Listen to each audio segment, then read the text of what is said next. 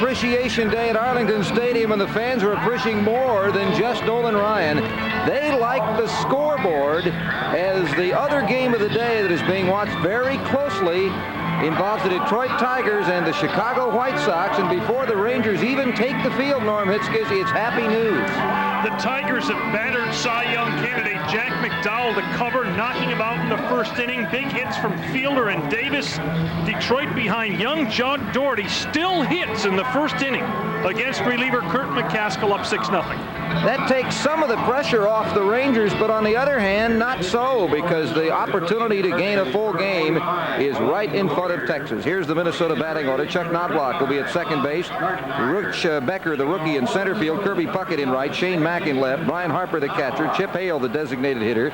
Then David McCarty at first base. Scott Stahoviak at third, and Denny Hocking at shortstop. The Ranger defense: Gonzalez, David Hulse back in the lineup with Rob Ducey in right. Palmer, Diaz, Strange, and Palmeiro. Rodriguez catches Nolan Ryan. A quick note on that outfield alignment. Reedus had to pull himself. The knee's a problem. Ryan making just his 11th start of the year, coming off the disabled list for the third time this year, this time off the strained muscle in his lower rib cage in his last start, August 22nd. And the first pitch is bounced on one hop to Palmer at third. That's one. Knobloch, the Houstonian, hitting .282 with 2 homers and 38 RBIs, and he is a quick first out. Well, at this pace, Ryan can pitch a 27-pitch complete game. Yeah, they're going to put a pitch limit on him, but it wouldn't be a problem if everyone did that. There you see the numbers for Nolan. They've not been great, of course, but he has certainly not had a healthy final season in the major leagues. He'll be facing Rich Becker, who is one of 5 Twins who have never struck out against Ryan, because most of them never faced anybody in the major leagues. Becker, a rookie, his debut in this series, and he takes a strike. In fact, in the Twins lineup today, there are 5 hitters who literally have never faced Nolan Ryan: Becker, Hale, McCarty, Stahoviak, and Hocking. Becker takes the pitch wide. Becker was playing at Nashville this year, and he hit .287 with 15 homers, 66 RBIs, and he stole 29 bases. He has 2 hits and 6 major league at-bats in this series. 1 ball and 2 strikes. 91 degrees, breezy, and partly cloudy here at Arlington Stadium. Every single seat has been sold, and folks are still coming in.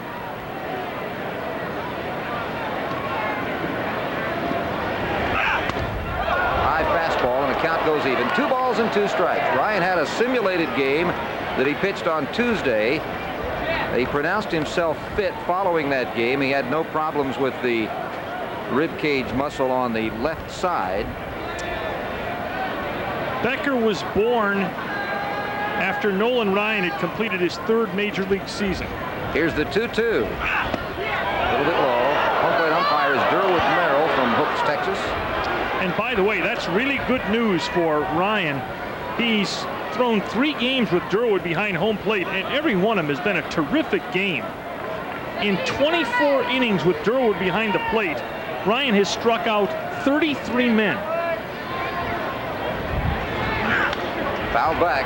Count still full. 3 balls and 2 strikes to Becker. The crowd, tickets sold over 41,000, and the festivities began about an hour and a half ago with the banner parade, part of which you saw.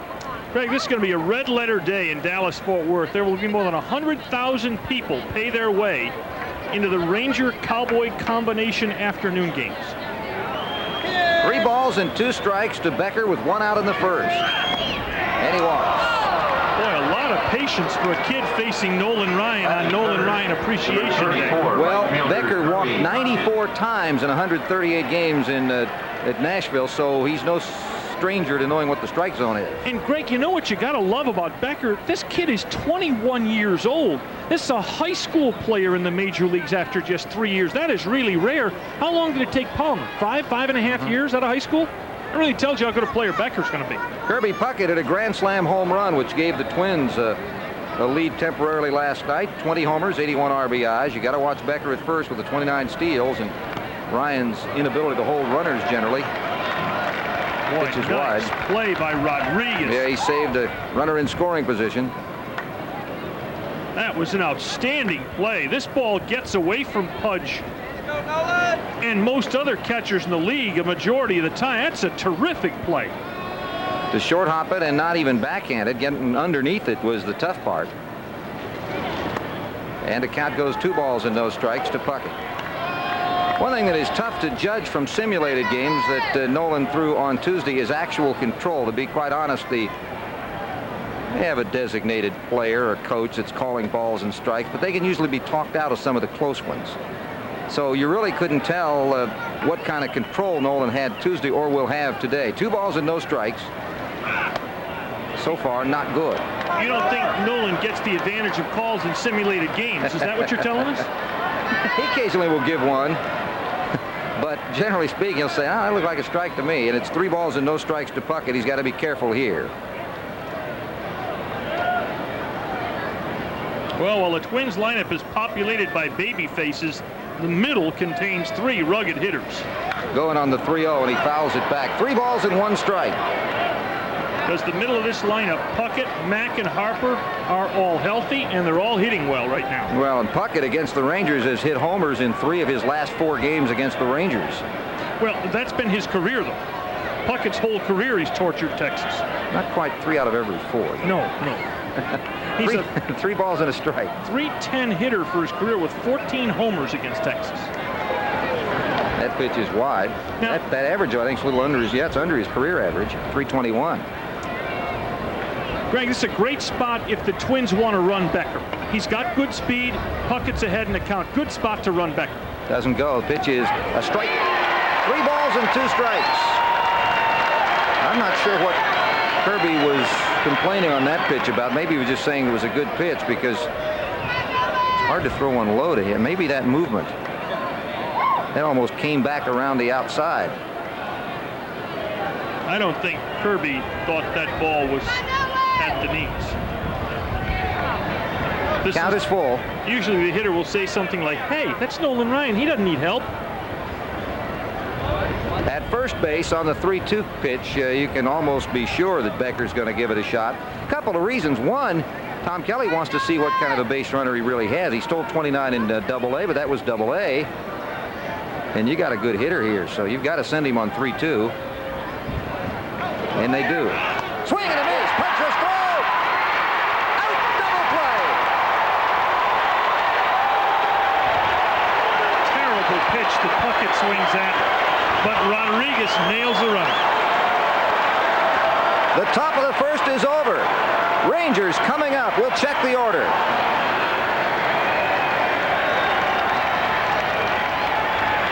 Men have gotten off the field in great shape, and now the batting order will have Rob Ducey in right field, Doug Strange at second base, Rafael Palmeiro at first base, Juan Gonzalez in left field, Julio Franco the designated hitter, then Ivan Rodriguez catches, Dean Palmer at third base, David Hulse in center field, and Mario Diaz the shortstop. Here's the defense for the Twins. Some familiar names, a lot not. Mack in left, Becker in center, Puckett in right, Stahoviak is at third, Hocking at shortstop, Knobloch at second, McCarty first. Harper catches Kevin Tapani. Tapani is 29 years old, mixes a fastball, a curveball, and 2 different changeups, a straight change and a splitter. Tapani was in the midst of a horrible year, but has picked it up since the All-Star break to get back to 8-14.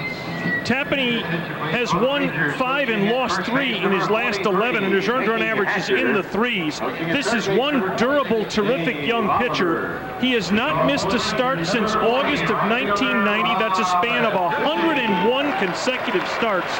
His career record against the Rangers, 5-3, and that includes 2-0 in this stadium. Here's that Detroit-Chicago game in the first, actually now batting in the bottom of the first. In Toronto with a lead over California in the 5th. Kansas City over New York 4th. Just some of the updated around baseball. Big story, of course, as far as the Rangers concerned, that Detroit-Chicago game.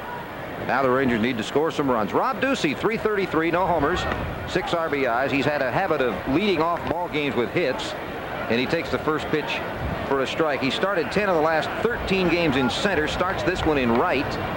He was going to be the center fielder, but Gary Reedus' knee's a problem after playing last night, the doubleheader the night before, and so it gives the Rangers an opportunity to get David Hulse back into the lineup in center field. And It makes the Rangers pretty doggone strong on the right side defensively in the outfield. They should cover all the gaps. Makes them pretty fast also. Ducey leading off. Hulse is batting in the 8th slot. Played all year at Oklahoma City until coming up. That's looped foul into the crowd. First souvenir of the Ranger half. Tapani's 14 losses are already a career high, but he's coming off maybe his best game of the season. It was a shutout of the Indians. He also has a good record lifetime against the Rangers. Pretty low earned run average, I think in the low 3s. Bouncing ball out to Knobloch at second base. 1 out. One other thing about Tapani is really intriguing, and that's he's a late season pitcher. He is not very good in April and May, but he's been sensational his career from June on. He's 39-25 in his career once they hit the 1st of June. Astros on to a good start against the Phillies, as you see. Doug Strange, 254, 6 homers, 51 runs batted in. Phillies are in danger of getting run down in that East also. There's a looper that'll be in for a base hit. Doug Strange will be at first base. He'll take the turn and hold with the game's first safety. You know, Greg, a lot of things have to happen for a team to put together a 6-game win streak like the Rangers have. And one of the things that seems to have happened this week is the Rangers are hitting in fantastic luck. They've had a lot of bloopers and chinks and dribblers find holes and pop flies and shanks hit safely, and they really have hit him some luck this week. There was a good example. Of course, Gary Reedus' base hit that won the ball game, the second game of the doubleheader, was a broken bat that just got over the shortstop. Of course, this guy has hit some out of the yard, including last night, his 35th. He now has 96 RBIs and a batting average of .311. Rafael Palmeiro fouls it back. That hit is his only one in the last 6 at-bats, that home run last night. But .480 in the last 7 games. Of course, 6 of those make up this homestand, so he has been red hot. If you're sitting at home thinking, why don't the Rangers take a pitch or two for Tapani? Forget it. This guy never walks anybody. You get up there and be aggressive. The 0-1 runner goes at first. Hit and run. Throw through by Harper. Is in. Not in time. He missed the tag. He got in with a hand. Throw got down there pretty well, but it was offline and a stolen base. And by the way, we have an Itch in the Steel contest winner before he even knows he's in the contest. Greg Wolf, you are the winner of $100. He was going to be today's Itch in the Steel contestant from Desenex. And I'm not sure he made that by the whole lot, but he wins $100, and he's now entered into the grand prize drawing for a weekend at spring training and will receive 2 tickets to a Ranger home game. Don't forget, you can pick up your entry form at any Albertsons. Greg Wolf, a winner this afternoon. Now in scoring position for Palmeiro, who swings and misses, and he's fooled badly. Now Chicago has scored 3 in the first. I wonder if Frank Thomas hit long. Well, when Chicago does something in the first, he almost has always something to do with it. He tends to be in the middle of things, doesn't he? 2 outs. Boy, Tapani took care of Palmeiro rather easily. Well, Greg, this kid is a quality pitcher. He got off to just a horrible, horrible beginning this year. But he's really put it together since the All-Star break. Gonzalez 8 for his last 19 with 2 homers and 5 RBIs on this homestand. 43 all told. Runner in scoring position. No score in the game. There's that fairly high strike zone from Durwood Merrill. No balls and a strike. Tapani's pitched twice against the Rangers this year. He lost in the Metrodome on the 31st of May, 1-0 to Charlie Leibrandt. Then he won here June 10th, despite allowing a season-high 10 hits. There's a shot toward the middle, base hit. Here comes Doug Strange with a first Ranger run. It's 1-0 Texas.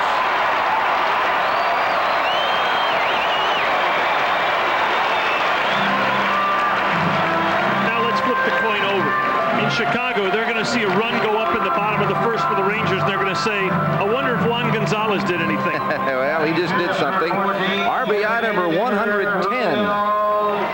Second time in 2 games that Gonzalez has just been a good hitter with a pitch. Met it, drove it. Didn't overswing. Rangers get a run. Of course, the shortstop overshifted against the hard pull hitter.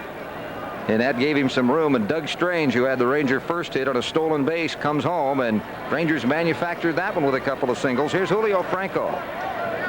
Franco has hit safely in 10 of the last 11. Takes the first pitch for a strike. His average at .290. He's raised his average the last 26 games, 17 points, 14 homers, 73 runs batted in. The streak is now 60 of 61 games, reaching base safely for Franco. By the way, the White Sox didn't get any more than 3 in the first. They got just the 3, and so the Tigers are now batting. 1 ball and 1 strike.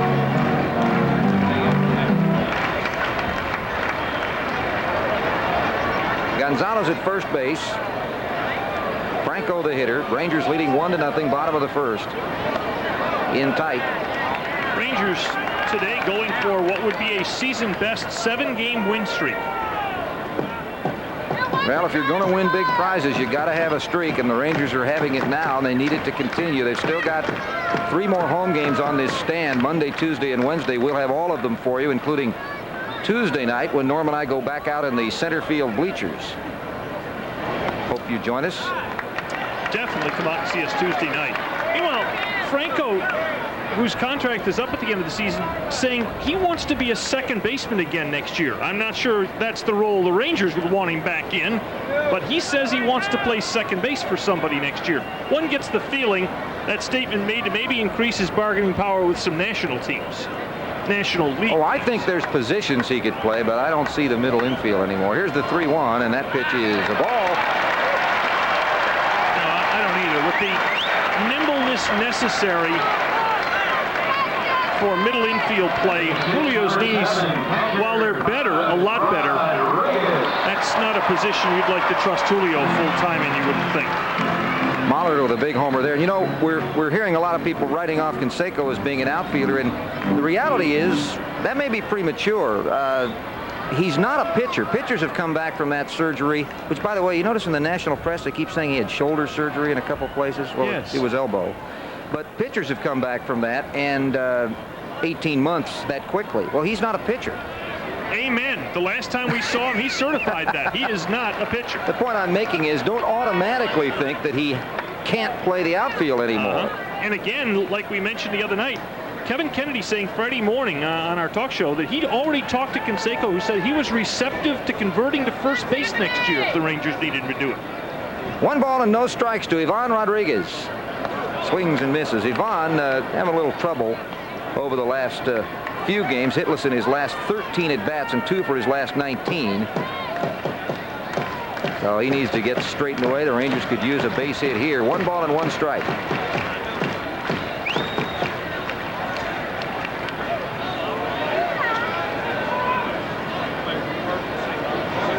That's fouled away. In his career, just 9 at-bats against Tapani. Ivan has a couple of hits. Rangers have 1 run and 2 hits here in the bottom of the first. Tigers no runs. They had a walk. Nolan Ryan Appreciation Day. And by the way, don't forget, even after this game is over, stay with us because we will cover all of the festivities. In fact, we'll have more than just the festivities. Norm's going to go down to the gathering area and talk to some folks that are on hand, and then we'll bring you the ceremonies that follow. 2 balls and 2 strikes. We mentioned not to bother waiting for Tapani to walk you. In his last 16 starts, he's never walked more than 2 men. In those 16 starts, a total of 20 walks. In his entire career, he's walked more than 3 men 4 times. 2-2 to Rodriguez, loop back foul as he stays alive, and it's still 2-2. Greg, of the starters in the American League, as UCA sold out Arlington Stadium, can you think of anybody better than Tapani's career average of 1.9 walks per 9 innings? Not presently. That's presently. I mean, there's some relievers. I mean, Eckersley's got fabulous control as a reliever, but as starters, this may be the best controlled pitcher in the major leagues, 1.89. Probably is now. 2 balls and 2 strikes.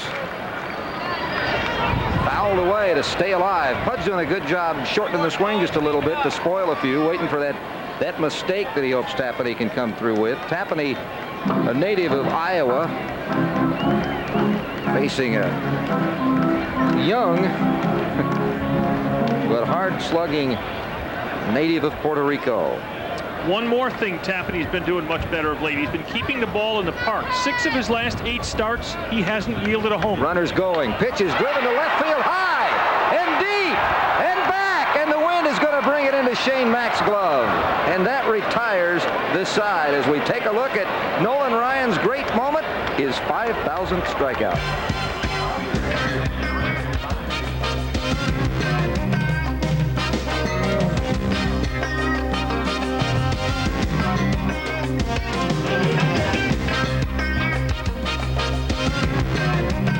Your Sherman, Texas fans say thank you, Nolan Ryan. This copyrighted program presented by the authority of Major League Baseball and the Texas Rangers, intended solely for the private, non-commercial use of our audience. Any publication, reproduction, retransmission, or the use of the pictures, descriptions, and accounts of this game without the express written permission of Major League Baseball, the Texas Rangers, and home sports entertainment is prohibited. There you feel some of that heat. Nolan Ryan is feeling it. It is 92 degrees and mostly sunny, but very breezy. In fact, the ball that Rodriguez hit, when it was first hit, Mack headed directly for the warning track. He thought it had a chance. The wind, if you look at the flags, is blowing toward the foul pole in left, but that means it is heavy, and that means it's getting caught and it's swirling, and that one just killed it. Now let's see if it kills this one. Gonzalez going over toward the line, and that one got killed out of here. Home run. Didn't kill that one. Shane Mack used that wind, and that time he got it high enough, and the wind kept it over the yard, and it's tied at 1. And they will be urged to throw the ball back. And they did. Oh, no. Now, see, that takes a little gumption. I mean, what happens, Lord unwilling, if Ryan leaves here with a ribcage muscle pull again, never pitches again? You could have the ball he last yielded for a homer, and 10 years from now, somebody sells that someplace for like $15,000. You say, oh, yeah, I threw that one back. He just got this one up. This is Shane Mack's 10th of the season. He also gets it right down the line where the distance is a little shorter. Mm-hmm. And the ball wasn't quite as high as Rodriguez. It stayed below the rim of the ballpark. 2 balls and no strikes to Harper. Harper hitting .306 with 12 homers and 67 runs batted in. The first hit given up by Ryan is the first run.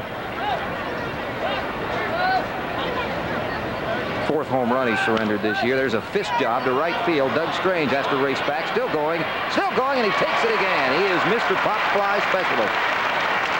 That's 1 out.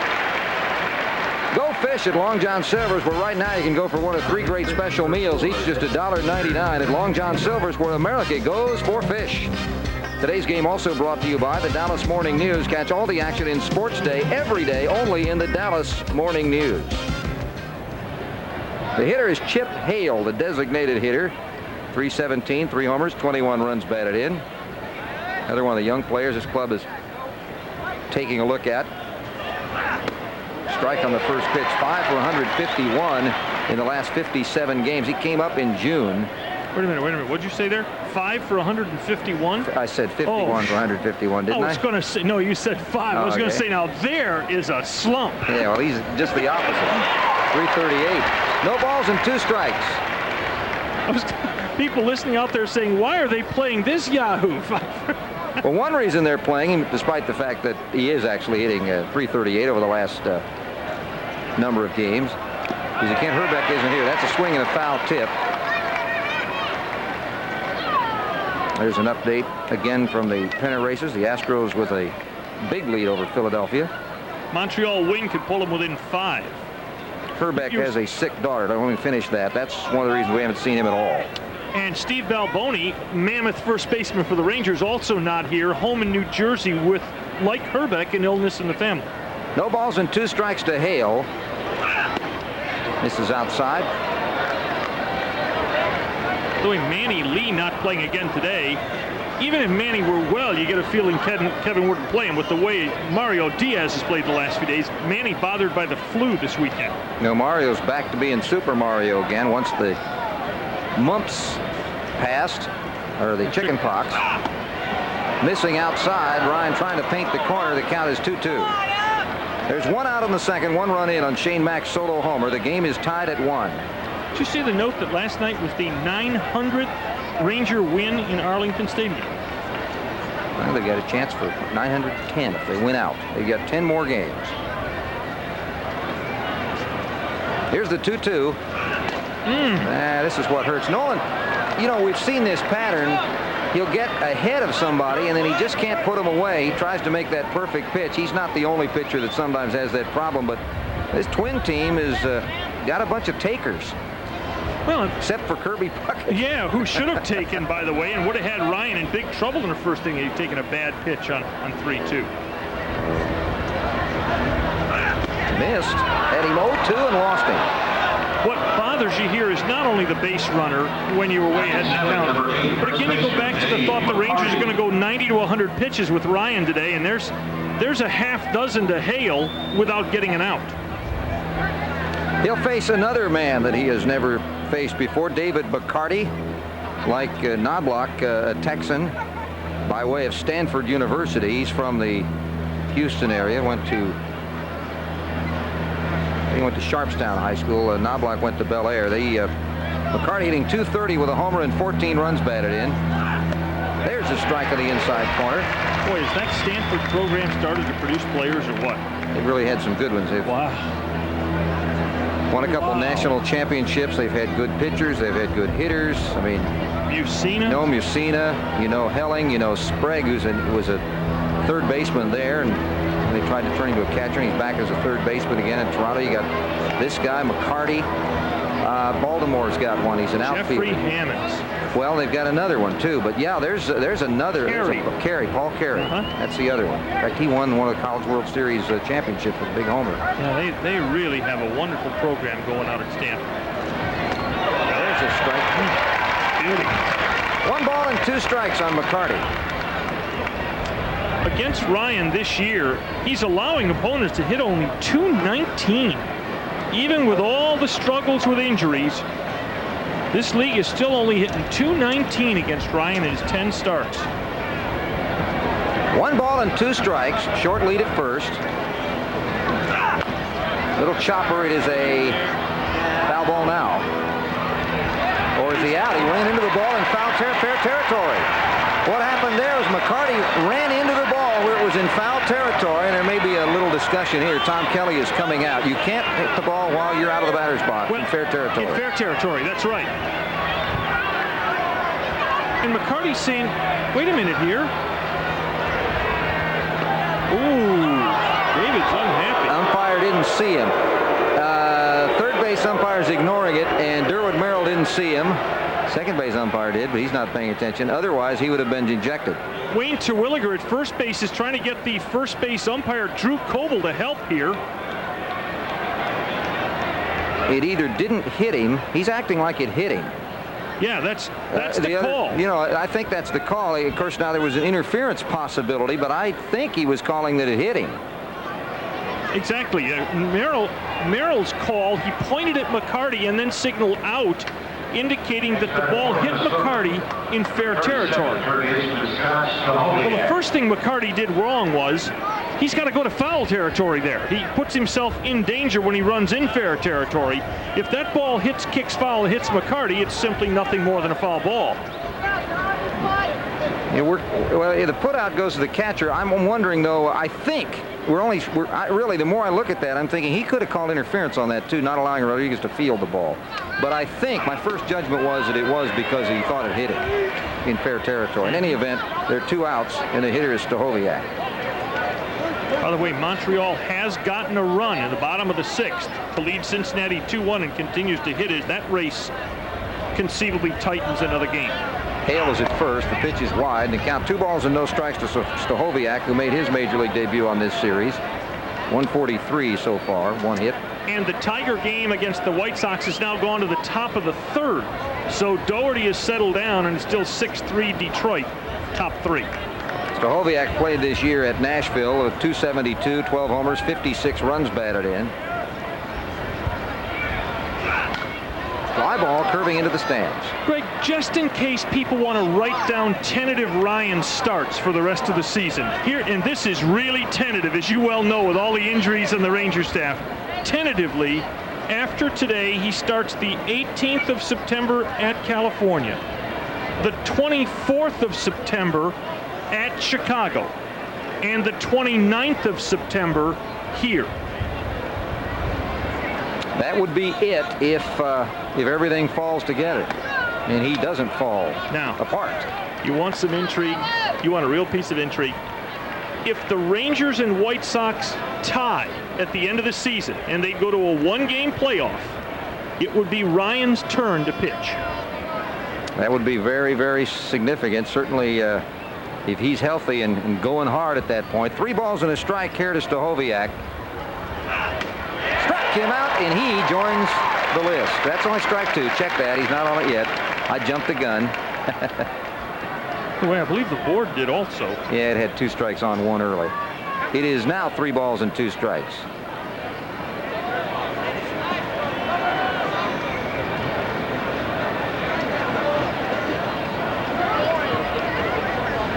There are 2 outs. Runner at first will get a jump now. High fly ball, center field. Coming in for it is Strange. Well, now moving over toward left. There's a good example of the wind. That really blew over toward left after it left the infield. We've got 2 outs. We'll go down to the farm and check in on Nolan as the Rangers get set to bat in the second.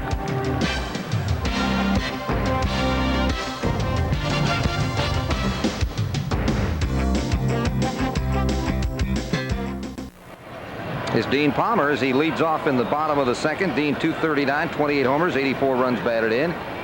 It is a 1-1 ball game. Rangers scoring on an RBI hit by Gonzalez. The Twins scoring on a solo homer by Shane Mack.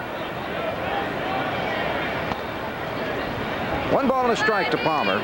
By the way, just one more note, Greg. We mentioned just before the end of the last half inning that Ryan is scheduled September 24th. That would be the start of that 3-game series in Chicago, tentatively, followed by Brown and Rogers.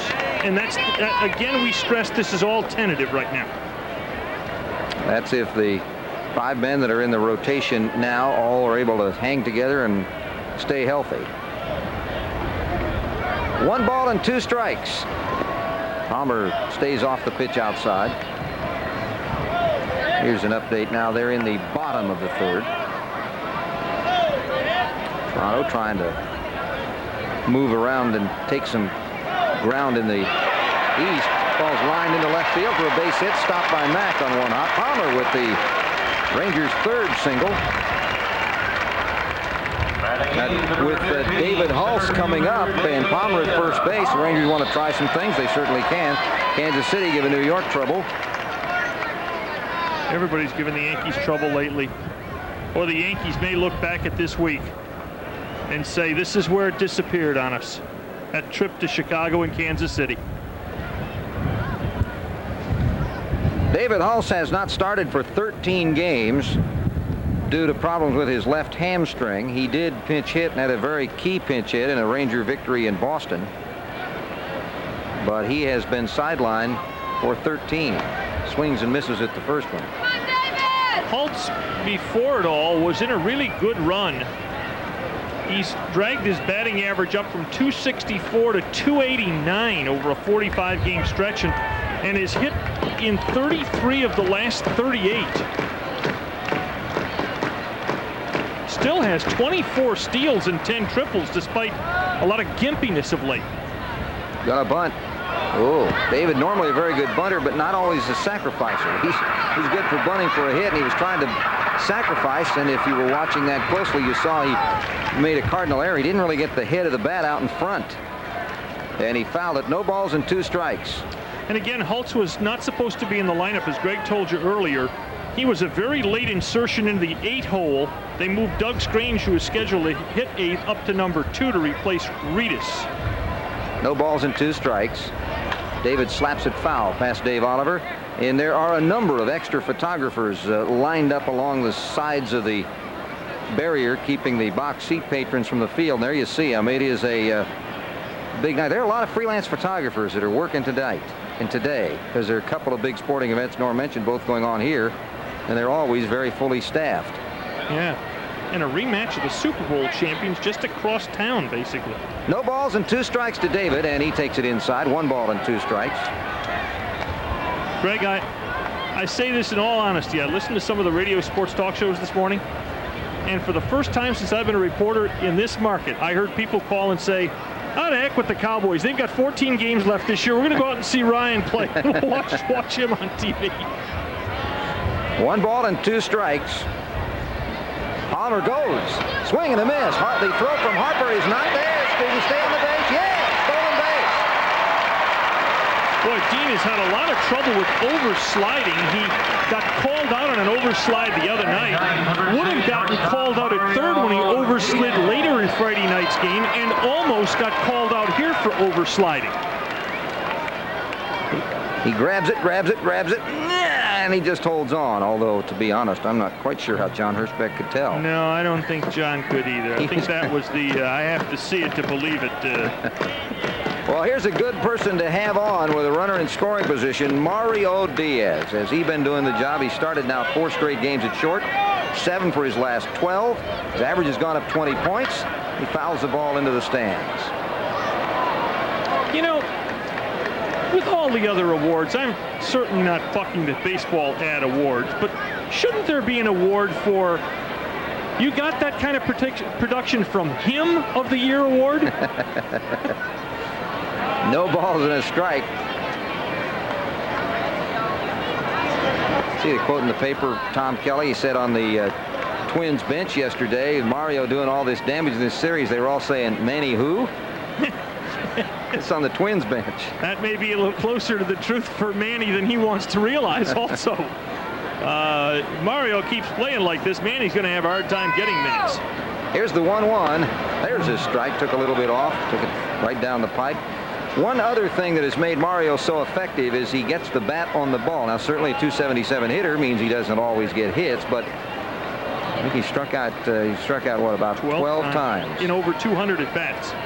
He's only walked 6, so, I mean, he does get the bat on the ball, literally. Usually. He just struck out for number 13. There's 2 outs. On behalf of Mario, thanks for bringing up that strikeout stat, That's Greg. exactly right. That didn't help him much there, did it? Today's game is being brought to you by Hooters, sporting good times for your friends and family at Hooters, home of the world's most famous wings. And Texaco System 3 gasolines. In every grade, System 3 helps make a difference in your car's performance. Rob Ducey grounded out in the first. Runner at second base is Palmer. He singled, stole second, still there. Ooh. And there's a good pitch on the outside corner. Ooh.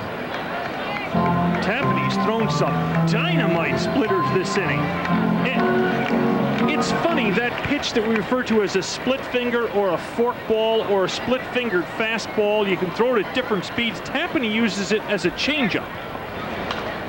That's a bloop foul back into the crowd. That was the favorite pitch of the man who really gained the most fame for throwing a fork ball. That was Elroy Face. That was what he threw in relief for the Pirates. He threw a fork ball, which was a changeup, which sunk and wasn't the later named split finger fastball, which had more speed on it. That Suter popularized. Yes. No balls and 2 strikes.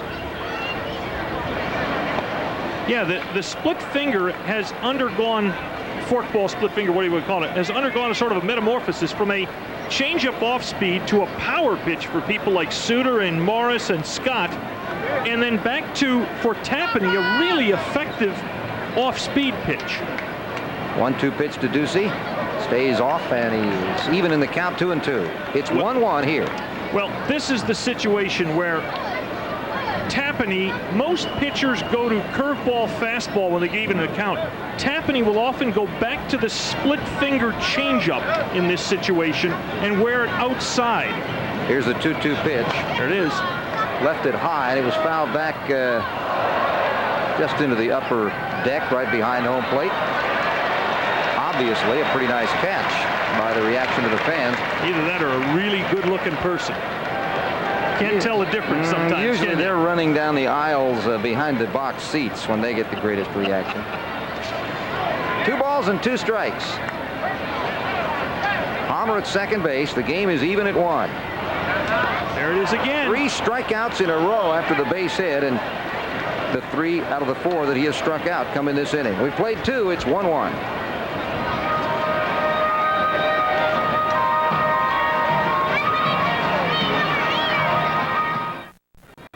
For his competitive spirit and dedication to excellence, Southwest Airlines proudly salutes Nolan Ryan. We are going to the 3rd. It will be the number 9 man in the Minnesota batting order in the top. Denny Hocking, the shortstop, Chuck Knobloch, the second baseman, and Rich Becker, the center fielder. Nolan Ryan has given up just 1 hit. He has walked 2. The 1 hit was a solo homer by Shane Mack. The game is tied at 1.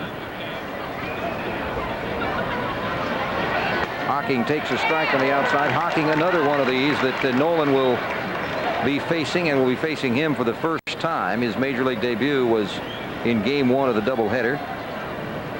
He played this season at Nashville at .267, pitches wide, with 8 homers, 50 RBIs. He started a little bit late because he broke an ankle in the spring.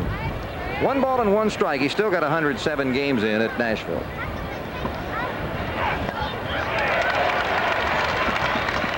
One ball and 2 strikes. He joined us late. Detroit scored 6 in the first in their game in Chicago. They lead now 6-3, but they still are on top. The Rangers here even. Good news is that game's gone to the top of the 4th, meaning Doherty got him out again in the bottom of the 3rd. Once again, after getting 2 strikes, I'm not sure if he's trying to be too fine or he just not trying to throw it there, and it's just not finding the strike zone. It's 2 balls and 2 strikes. These Twins young hitters look like they know the strike zone pretty well. Here's the 2-2. Well, that one didn't take any thinking at all there. 3 balls and 2 strikes. There it is in the bottom of the, well, still top of the 4th according to the scoreboard here in the Kansas City, New York game. Kansas City rolling on. We'll be popping these in throughout the day. Keep you even more updated than normal. That's fouled back. Still full. And again, here's a Twins leadoff hitter making Ryan go 7 pitches deep in the count.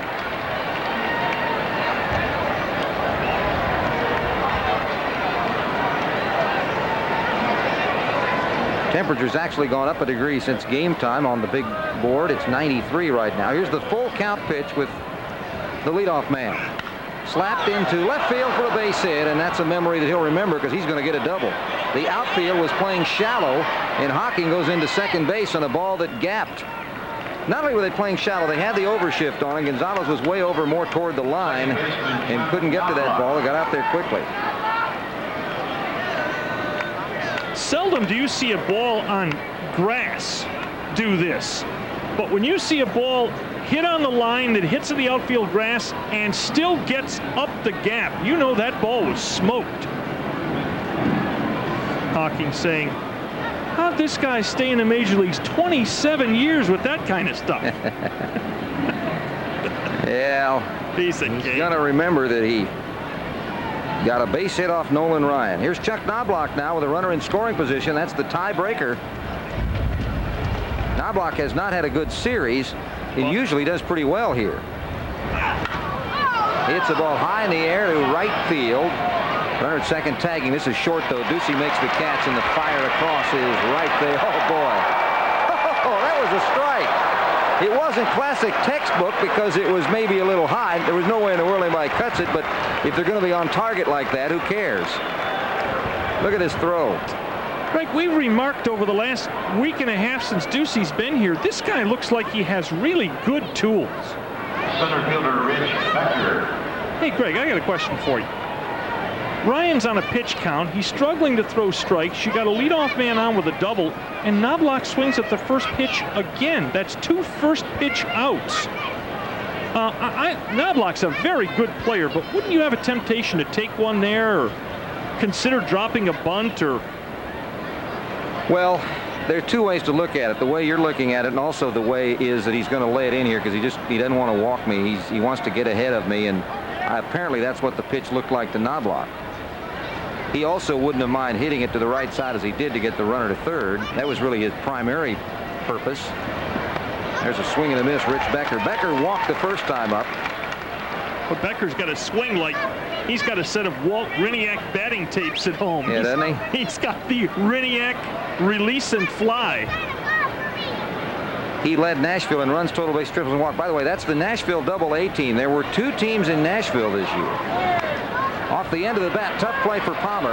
Got to use that arm, and it's good enough. Runner goes to third base now, and Hawking there, 2 outs. Here are Sherwin-Williams' leaders stat board, but we're looking at one leader. Nolan Ryan, all-time stats. 7 no-hitters, 12 one-hitters, 27 years, and of course the strikeouts, walks. He's going to face Kirby Puckett with a runner at third and 2 outs.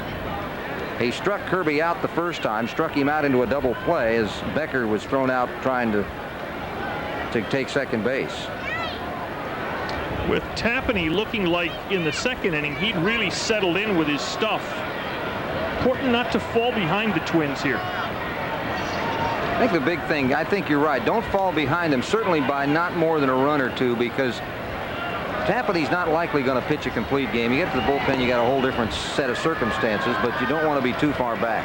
Well, and you sure don't want to get to the bullpen and have to try to beat Aguilera. You don't want to get to the 9th in the bullpen and be behind. No, even the 8th. Aggie's been well rested in this series, and if they had a chance to beat the Rangers today, you get a feeling Aguilera would come in here in the 8th inning to try to save it. And Aguilera has been like a cup of hemlock to the Rangers.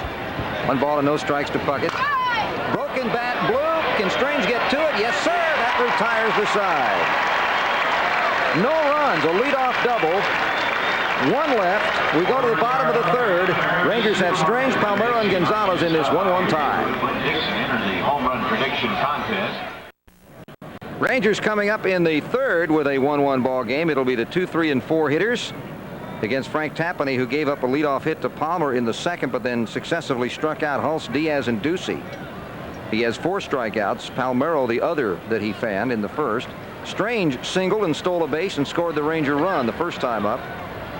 Greg, it's obviously an NFL Sunday, so we'll start slipping some final scores in for you. Phoenix has beaten Washington 17-10, and Mark Rippon damaged a knee.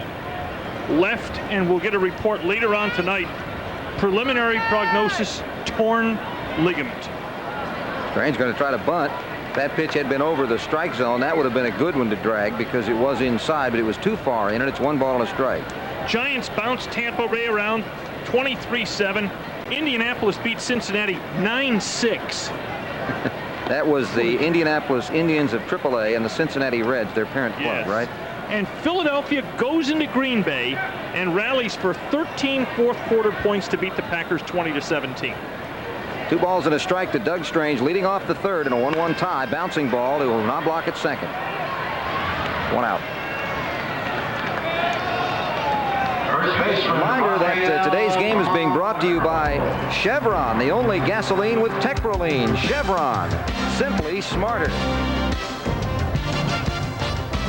Take time out to quench your thirst at 7-Eleven, your total beverage center with the best selection of already cold beverages in the variety and sizes you want. Oh, thank heaven for 7-Eleven. Palmeiro struck out his first at bat in the 1st. And he's going to be an easy ground ball victim here. McCarty, Tapani, 2 down. Hey, Greg. This is looking a lot too easy the last 4 or 5 guys we batted for. Yeah, all of the stuff looks real good, and they just can't get the fat part of the bat on it. Here's Gonzalez, who got enough on it in the 1st inning to drive in a run with a single. It's 1-1. Well, you know, though, when you get down into the pennant race, your pitching staff is what has to hold up because those other guys, particularly when you go head-to-head with contenders, they're going to be on. The Rangers showed that in the doubleheader victory the other night with a 4-3 and 3-2 pair of wins. You just got to hang in close. And that's kind of what they did last night. They jumped out to a 3-0 lead, but then lost the lead 4-3. But they hung on close, came back and got the final 4 runs of the game. Isn't it funny how all 4 divisions, the trackers are running down the leaders? Baltimore and the Yankees have been stalking the Blue Jays. The Rangers are stalking the White Sox. The Braves have stalked and caught the Giants, and Montreal's stalking the Phillies. Bouncing ball, it's going to be likely old line that is used in other sports that, you know, just watch the last 2 minutes.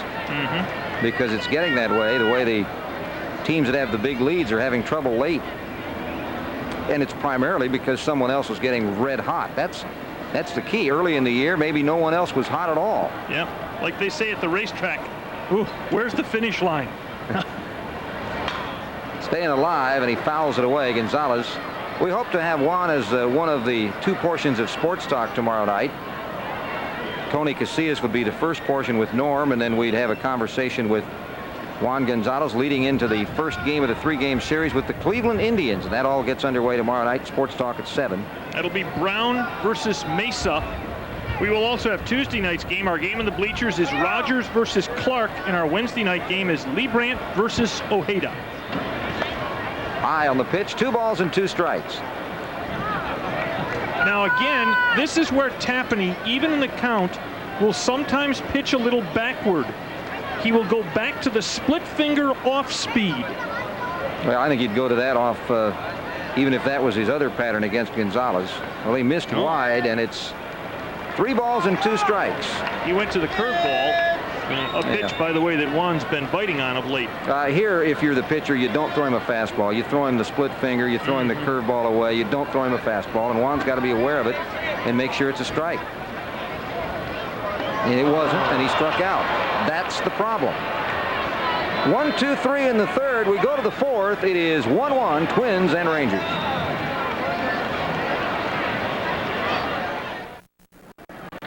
Heading to the fourth on Nolan Ryan Appreciation Day, as Nolan Ryan will work into his 4th inning. He'll face the man that did the damage against him, Shane Mack, with the solo homer in the second to tie the ball game. It is 1-1, and it still is from that point on. It'll be Mack, Harper, and Hale in the fourth.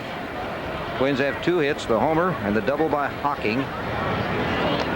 First pitch is low for a ball. It is very windy, and because of that, and the dust that's kicking up around behind home plate in front of the dugouts, every half inning the ground crew comes out and waters down the surrounding area around the dugouts to keep the dust from blowing in. Here's the 1-1 and into the stands.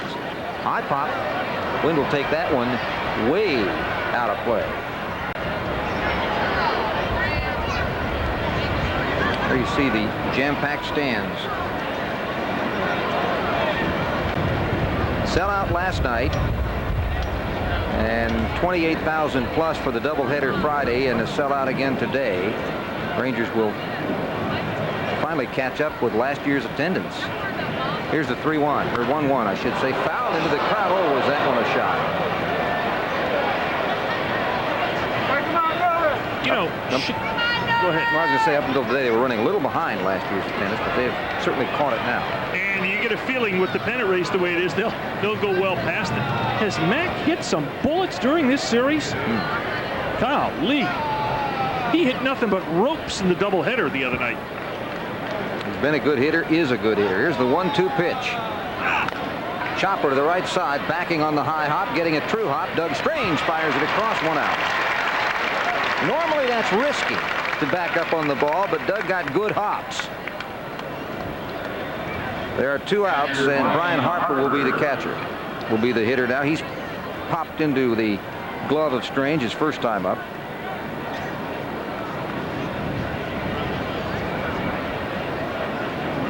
Harper, a .306 hitter coming into play. Strike on the first pitch. He has not been able to throw any base runners out in this game. Rangers have 2 steals, but he is a hitter.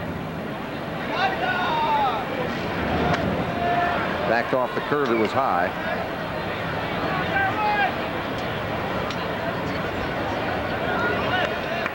Nolan Ryan heading down into the final last roundup.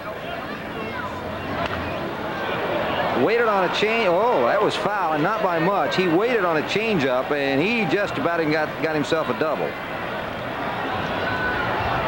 This will be the 55th pitch coming up for Ryan. That's not bad with 1 out in the fourth for settling in. If they're going to go 90 to 100 at that pace, Nolan's got a chance to pitch into the 7th in this game. 1-2 1 ball and 2 strikes to Harper, who at one point this year had a 19-game hitting streak. Show you the kind of hitter he can be. Went for a bad one. Pop foul behind the plate. Rodriguez. Yes, 2 down. Boy, that is 2 trips for Harper and 2 jam jobs. Today's game is being brought to you by Desenex. Desenex kills athletes' foot fungi before it turns ugly, and by Gillette Sensor and the new Gillette series. Gillette, the best a man can get. Chip Hale, who walked in the 2nd inning, will get his 2nd look at Nolan Ryan. Hale, during the period he played at Portland this year, hit 280. That was in 55 games before coming up in June. Hey, this is what Nolan needs. Yeah. And Raffy always takes care of his man and makes the play himself. 1, 2, 3. Nolan Ryan, again, looking back at his great career, starting out with the Mets.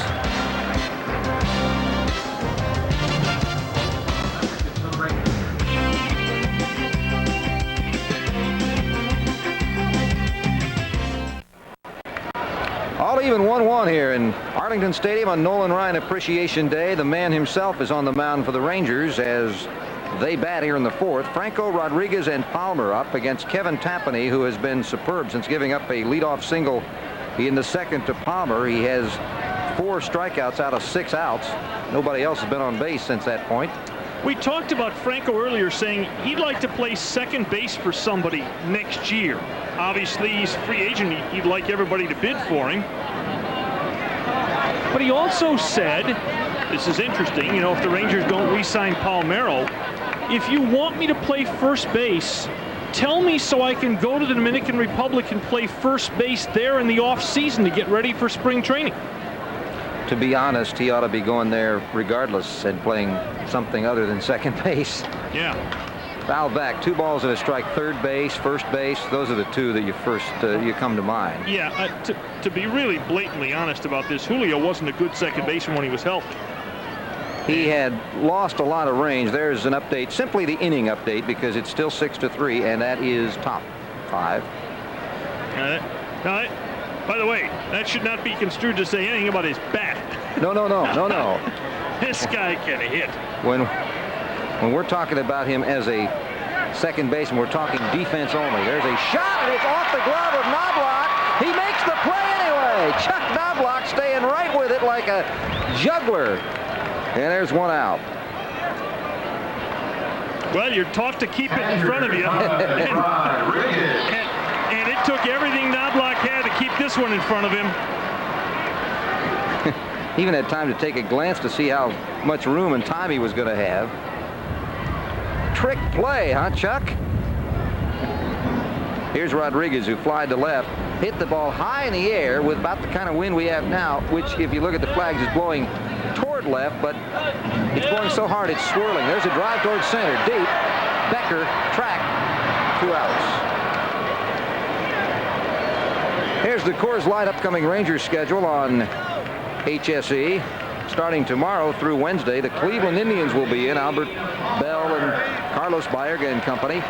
Then a week from Wednesday, we'll be in Seattle to see the Mariners. That is the last game the Rangers play on that road trip before they head for Chicago, so it's a big one, and we'll be there for that one. Here's Dean Palmer with 2 outs.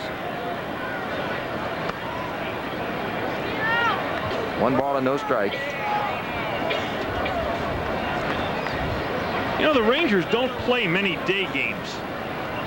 Palmer has 10 homers in day games this year. There has been a home run hit today, but generally speaking, the way the wind's blowing, you got to crush it. 1 home run that was hit today was hit right down the line. That was the home run by Mack. And the count goes to 2 balls and a strike. Excuse me for thumbing through every note you have here, Greg. I'm trying to get the Rangers total in day games. Oh, that page. I have to find that. I'm not sure if that page. That's a separate page today. Yes. Remember, everything ran over. We'll find it. 2 balls and 2 strikes.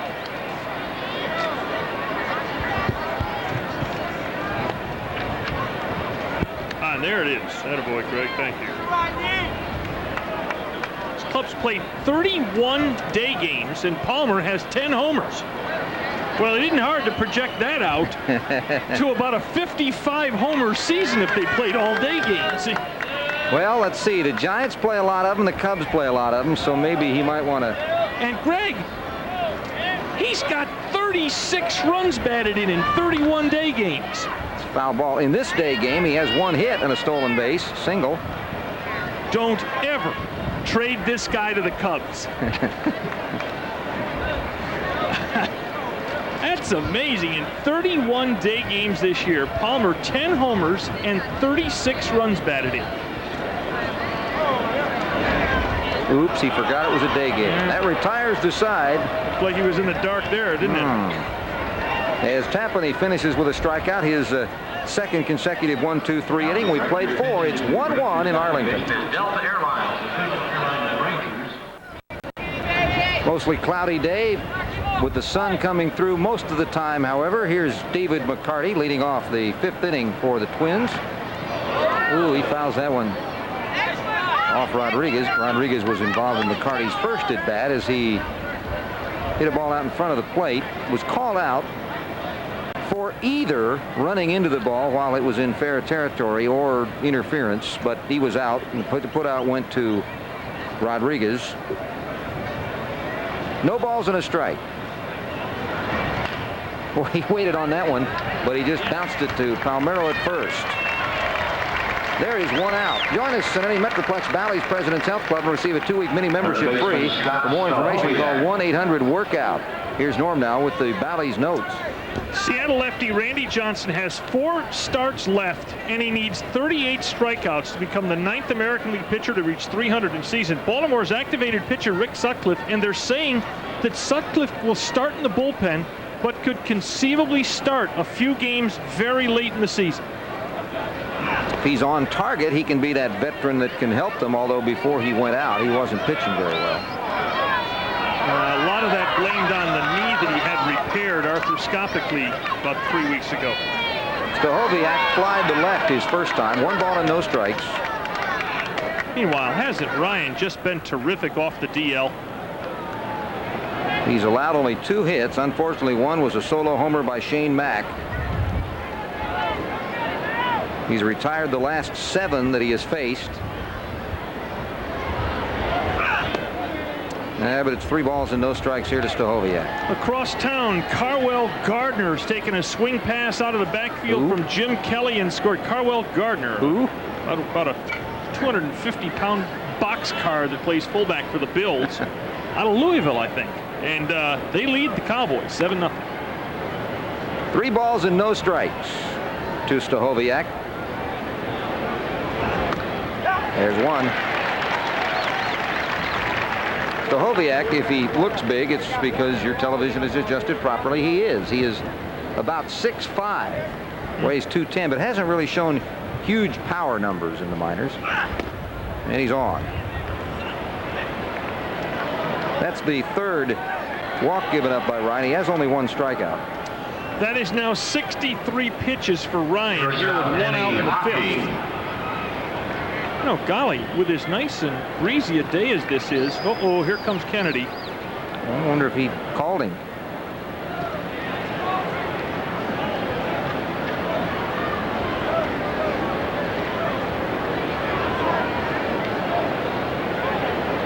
Well, they also have to be talking about a possible bunt here, and that's... You know, I don't want to be unkind to Nolan Ryan, who is a legend. But it has startled me the last year or 2 that people don't bunt Ryan more. How about you? Yeah, he doesn't get off the mound as quickly as he needs to. And strangely enough, a couple of his last injuries have come fielding. And Greg, if nothing more, you make him bounce around out there. You use him up a little bit more. Well, they're looking for Hocking to bunt. He doubled the first time up. It's a hit and run. And a high pop bouncer to Palmer. The quick throw makes the play. Palmer made a nice play on that because he was coming in looking for a bunt, and then he had to backpedal and wait for that ball to finally come down. Meanwhile, the Rangers got hustle from their catcher and their shortstop. Both were covering third just in case. Well, Palmer had the possibility of losing a ground ball in the sun there. It's absolutely true.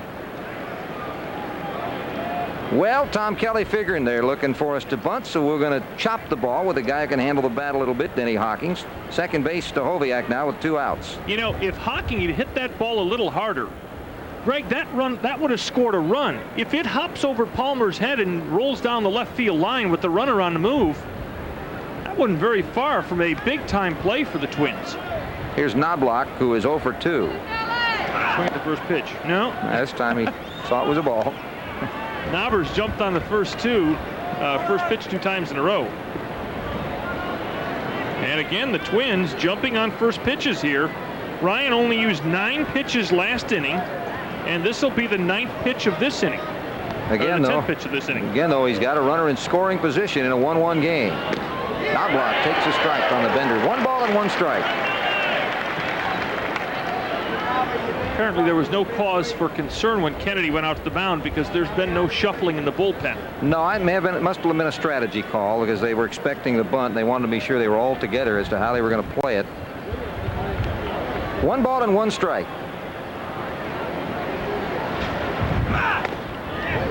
Overthrew that one, and it's 2 balls and a strike.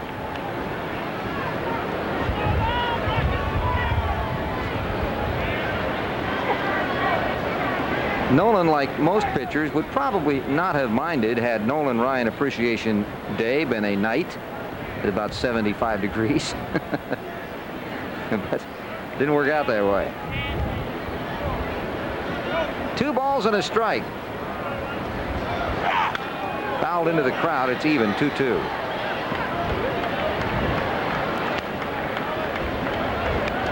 It is amazing the number of people that were concerned about Nolan Ryan Appreciation Week during a week in which the Rangers were coming home in a pennant race.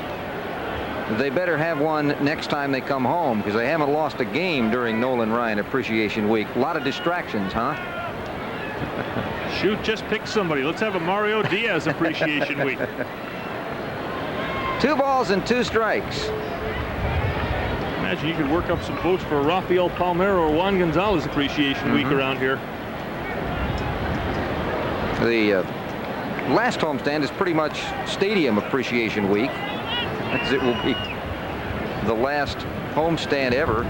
What a way for the old building to go out, huh? 2 balls and 2 strikes. That's fouled away. We told you the other day about the improvements they're going to have to make for the extra media and potential playoff and postseason media coverage and VIPs. Well, they're going to have to do that, and golly, if they don't actually use it, it would be like getting all dressed up for the dance and getting stood up in your best formal, and then your date doesn't show. Yeah, but you got to understand, Greg. Rangers haven't even had a chance to go to the dance in September in the past. I mean, they didn't even know there was a dance most Septembers. And the 2 balls and 2 strikes. Music drifted from afar.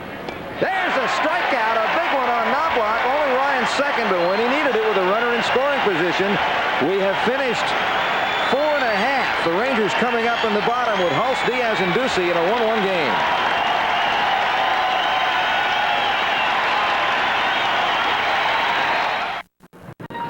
Here's our Gatorade game summary. Nolan Ryan has gone 5 innings, 1 run, 2 hits. 1 was a homer by Shane Mack, 70 pitches. Shane Mack's homer is the Twins' only run. The Rangers' RBI by Juan Gonzalez on a single. That was back in the first inning. The Rangers have done little since. Dean Palmer had a base hit in the second. That is it since. Against Kevin Tapani, who will face David Hulse and Mario Diaz, who he struck out, and Rob Ducey, who he struck out the last time up. All 3 of them. And he doesn't get Hulse this time. David McCarty will flip to Tapani, and there's 1 out. We've seen McCarty at first base for a handful of games right now, and boy, he does not look comfortable as a first baseman. Mario Diaz. Toronto with a 4-1 lead over California. That's a final. By the way, final from the NFL. Overtime field goals by Morton Anderson of New Orleans wins for them at Atlanta, 34-31. And Jason Hansen of Detroit wins for them in New England 1916. Diaz takes the first pitch for a ball. Kevin Tapani, in his 4th year in the major leagues, has a degree in finance from Central Michigan. Right side, knob block. He's making the Rangers chop it in the dirt or strike out, one or the other, and there's 2 down. Greg, look at your score sheet since the leadoff single by Palmer. Strikeout, strikeout, strikeout, dribbler to second, dribbler to first, strikeout, bounced hard to second, popped out to center, strikeout, bounced to first, bounced to second. Boy, it's been an easy 3+ for Tapani. Here's Ducey, who has grounded out to second and struck out. He's done one of each. He's had the easy ground out and the strikeout. Tapani has 6 strikeouts. He's only walked 1. Rangers don't have a hit since Palmer's nobody out leadoff hit in the second. They don't have a base runner since then. Keeps throwing strikes, getting ahead. Tapani, Kevin Tapani. He was 16-9 for the Twins in '91, was Tapani. That's his best year, although he won 16 again last year. His earned run average was higher. 0-2.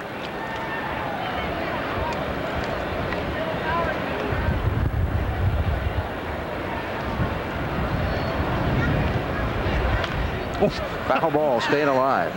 That was a I'm about to be out swing. I better put wood on it. That's exactly what he did.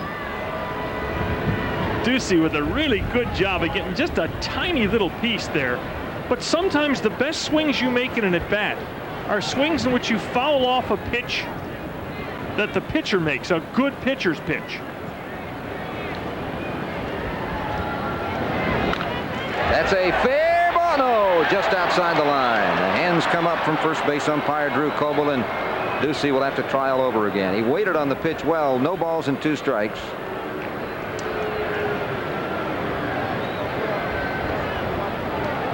Just missed the line.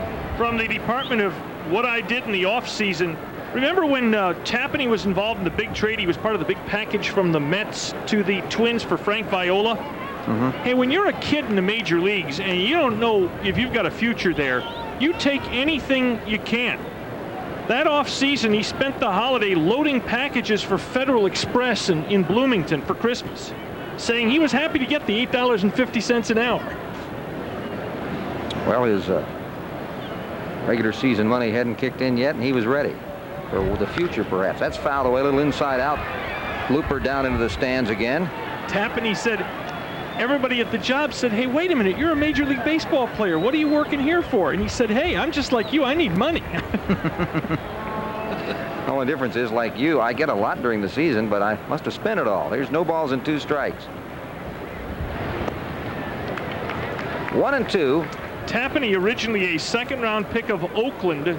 He spent 2 years in that farm system. Good heavens, Kansas City annihilating the Yankees, if you saw that score flash in there. And then he was traded by Oakland to the Mets along with Wally Whitehurst and Jack Savage for Jesse Orosco. And then 2 years later, moved on to the Twins in that big package of 5 people for Viola. Another job of staying alive, another foul ball souvenir.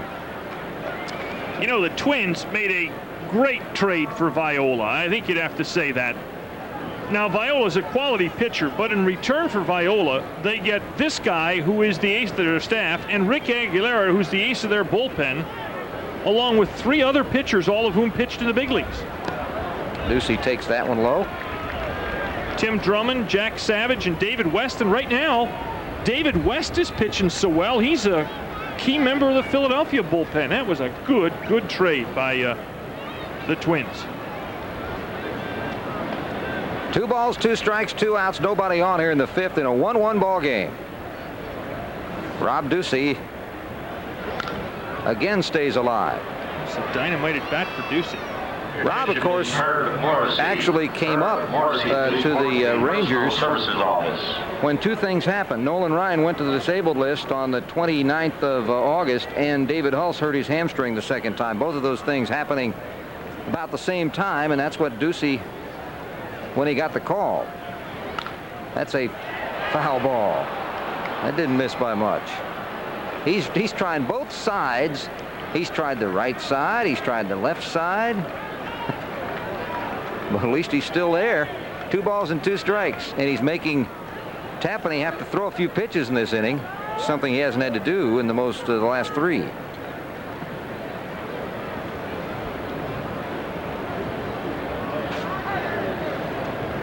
Rangers scored the run on a base hit by Gonzalez in the first, scoring Doug Strange, who had singled and stolen second.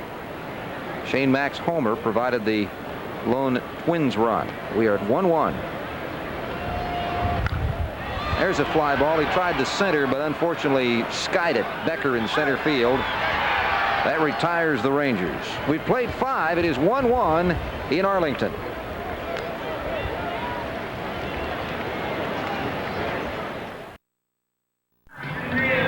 Some of the many fans here keeping themselves out of the sun. Boy, I wish I had a hat like that. Well, I'm sure if you went out there, they might give you one. Sure, if I went out there, they might pay me to take it. 6th inning, Twins and Rangers. It'll be Becker, Puckett, and Mack. Nolan Ryan on the mound, but there is beginning to be some activity in the Ranger bullpen. So you'd have to think that he probably told Claude Osteen and Kevin Kennedy, I'll give it a shot here. Whiteside is pitching. I'll give it a shot here, but you better have somebody ready. And certainly after this inning, that's probably it for me. He starts the 6th at 70 pitches, which is not a terribly high count for Ryan through 5 innings. But it's 93 degrees, sunny, and not cool out there. Yeah, this is a guy who hadn't pitched in 3 weeks. Becker takes the pitch outside. Becker has walked and bounced to third baseman Palmer. In fact, Greg, we were marveling before the game about how little Ryan has pitched, period, this whole year. Well, he's only averaged about 5.3 innings per start, and he's only started, this is the 11th. I mean, Ryan has only given the Rangers 53 innings coming into today's game. That's in 10 starts. This is his 11th. 2 balls, no strikes. There he got him with a big strike. 1 ball, 2 balls and 1 strike. San Francisco, boy, has to now catch Atlanta. Because Atlanta is the hot team.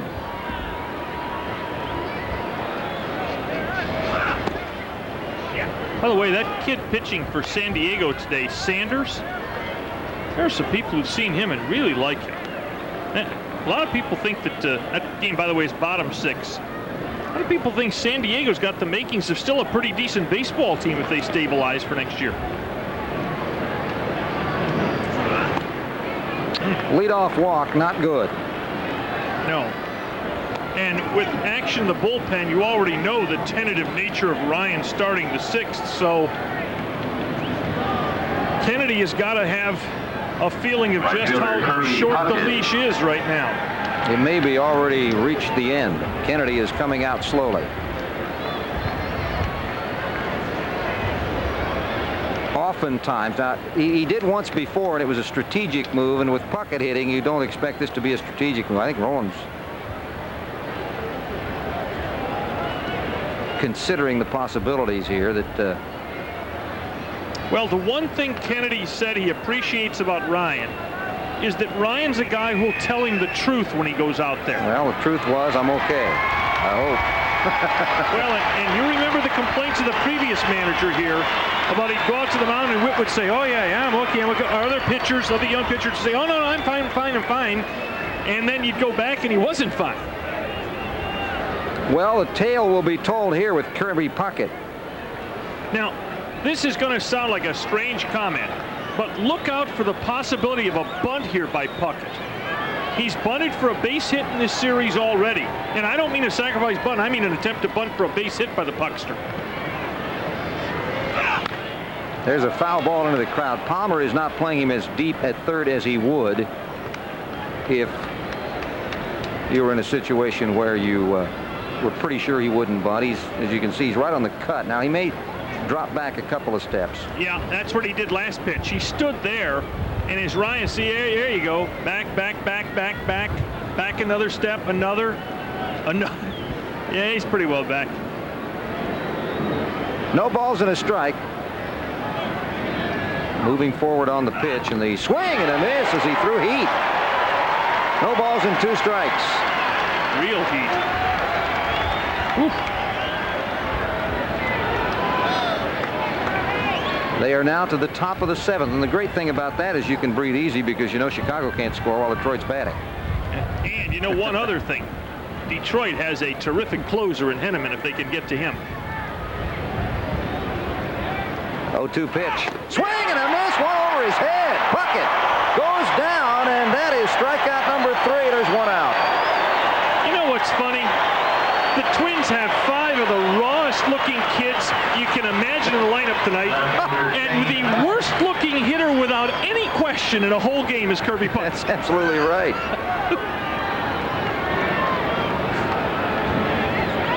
Nolan had to be thinking, thank you, Puckster. Yeah. That's 78 pitches for Ryan. Well, he got him with heat. He didn't mess around with curveballs and changeups. Here's Mack. Homered and grounded out. Ground out here would be nice. Runner goes at first, hit and run. Rodriguez throws, sails, and it's deflected and stopped by Diaz. Oh my! Oh, that was lucky, but it sure was nice.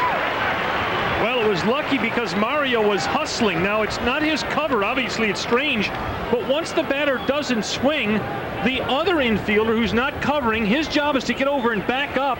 And look at this. I'd have never thought of playing a bank shot there, would you? And off to a 45-degree angle. That was flat-out luck. However, it is a stolen base by Becker. We told you he's got nice speed, and he stole 29 in the minors this year. He's in scoring position now for Mack. Greg, in the Cowboy game, Kevin Smith intercepted a ball inside the 30-yard line for the Cowboys to set him up in terrific position. And Lynn Elliott missed a field goal. Uh-oh. Uh-oh. Lynn, whose job was really shaky to begin with. 2 balls and no strikes to Mack. He has the 1 RBI. He can give the Twins the lead. Swings and misses. And it, again, looked like a little bit of a bad ball, but not nearly the kind of, my goodness, pitch that Puckett swung at a couple of times. Puckett has struck out twice on bad ones. In fact, Ryan has only struck out 3, and Puckett has swung at bad ones both times. 2 balls and a strike to Mack. 3-1. 2 good hitters here that Ryan would have to face to get out of the inning and perhaps keep the game tied. He's got Becker at second base, and then Mack and Harper, the hitters here.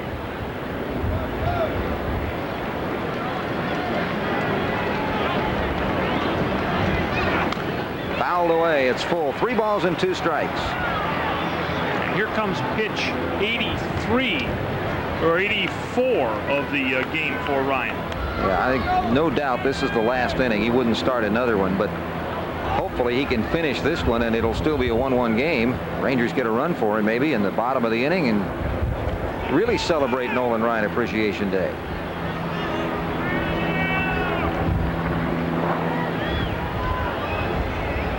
There you see the on-deck hitter, Harper. I don't know if it means anything, but the White Sox have another pitcher in the game. McCaskill probably took him from the 1st to the 7th, and they probably just went to another guy. 3 balls and 2 strikes. Still full.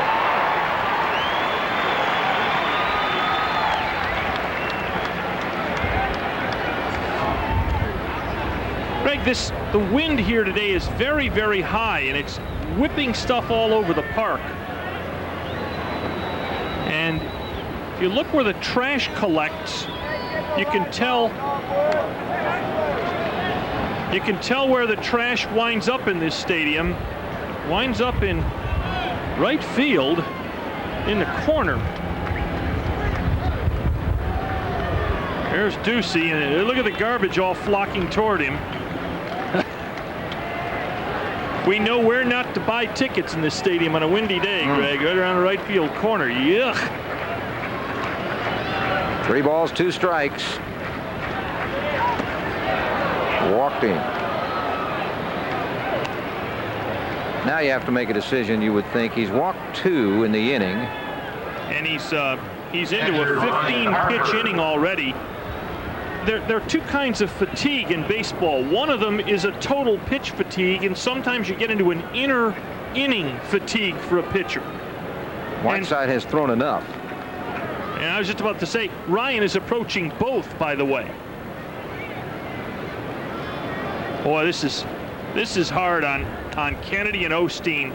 Ryan's pitching well. You want to see him get out of this. It's his day. But on the other hand, Tapani's throwing dynamite. Falling a run or 2 behind him could be just sheer death, and you got a shot at picking up a game in the pennant race. Hard decisions for Kennedy. He's gotten Harper on 2 weak pop-ups. But he falls behind 1 ball.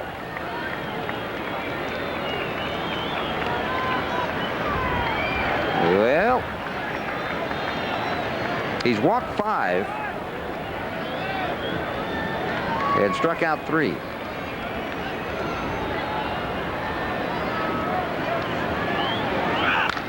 There's a shot. Center field coming on. David Hulse makes the catch. Throw to second base is not in time. They almost got Becker being a little lazy at second base on that line drive to center. David Hulse is there. 2 outs. Hit like a bullet by Harper. And the misery for the Giants continue. The Cardinals have gotten 2 in the 3rd. They continue to hit against the Giants ace John Burkett. Atlanta's taken an early lead, and boy, if the bleeding doesn't stop soon in San Francisco, they're going to die of hemorrhaging. Chip Hale will be the hitter. Hale has walked and bounced unassisted to first baseman Palmeiro. By the way, the pitcher is De Leon is in for the White Sox. That was the pitching change.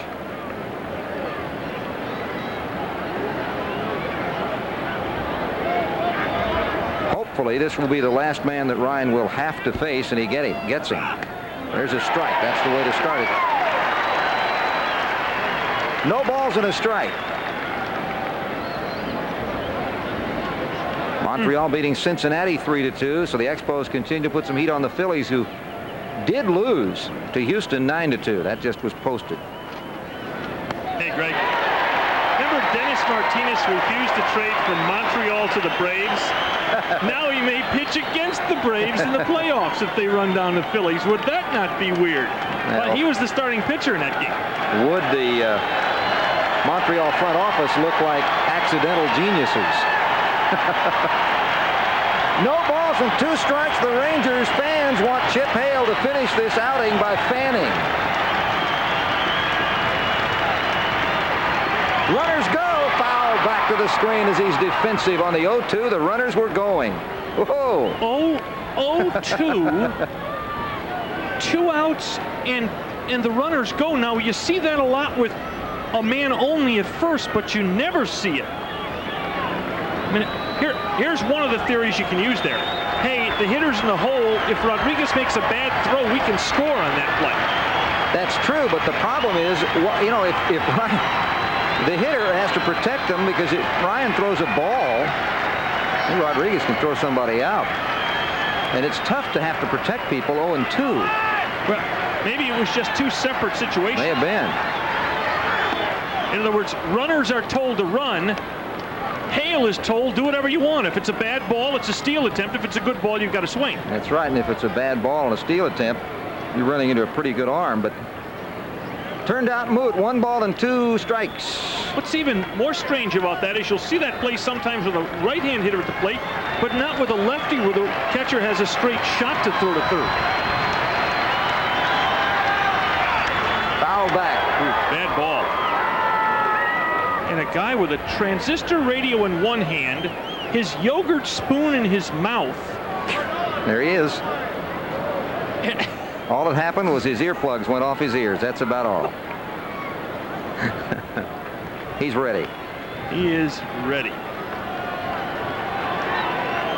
1 ball and 2 strikes. Runners at first and second in a 1-1 game, top of the 6th. Well, Ryan's hit 90 pitches, and this was supposed to be right about the length of his outing. Letting Rodriguez go through the signs again, getting some breath here. Wouldn't this be a spot for one of those patented Nolan Ryan high heats?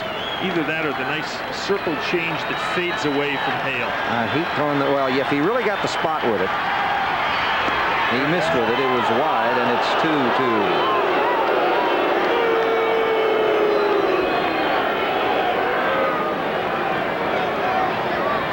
I think there isn't any tension in the bench area. There's certainly a lot of tension among the fans in the stands, and certainly watching and listening around Ranger territory. And they see the scoreboard. That's Jack McDowell being beaten in Chicago. 2-2 to Hale. It's ball 3. And again, Ryan had him, and he's losing him. That's the one problem Nolan has had here with these pesky young twins, the Hales and the Stahoviaks and the Hawkings and the Beckers. Isn't it strange that when you really think about it, the guys that have shown the most impatience today are Puckett especially, and behind him Knobloch. Becker, a rookie, has walked twice. Hale, a rookie, has walked once, and he's got a 3-2 count. Stahoviak, a rookie, has walked once. Hawking, a rookie, has doubled and grounded out. Here's the 3-2 pitch. Runners will be moving. An extra base hit could be disastrous. Bouncing ball up the middle. It is stopped by Strange. He rights himself to the plate. Rodriguez makes the tag, but not in time. It's a base hit. The run scores. And another rookie gets a hit to drive in a rookie. He hurt himself. As you can see, Becker hurt himself coming to the plate. Strange's throw was high, and that did not allow Rodriguez to have a chance to make a tag. It's a 2-1 game. Boy, it took some nerve down at third base by the coach, Ron Gardenhire, to send him, because a good throw here, and the runner is out. But the throw is very poor from Doug. It's high and up the line.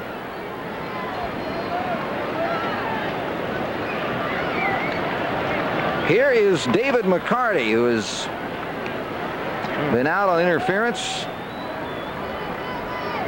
and grounded out. Greg, we're at almost a 25-pitch inning here, and you're in a very dangerous spot with Ryan. A mistake here, and you're multiple runs down to Tapani, who's really got great stuff. Real problem again, pitching with a 3-2 count. A, the runners are going. B, Strange has no force at second base, which he would have had there only been less than a 3-2 out. You're exactly right. That was a run because Ryan got to 3-2 in the count. Yep. 1 ball and no strikes to McCarty.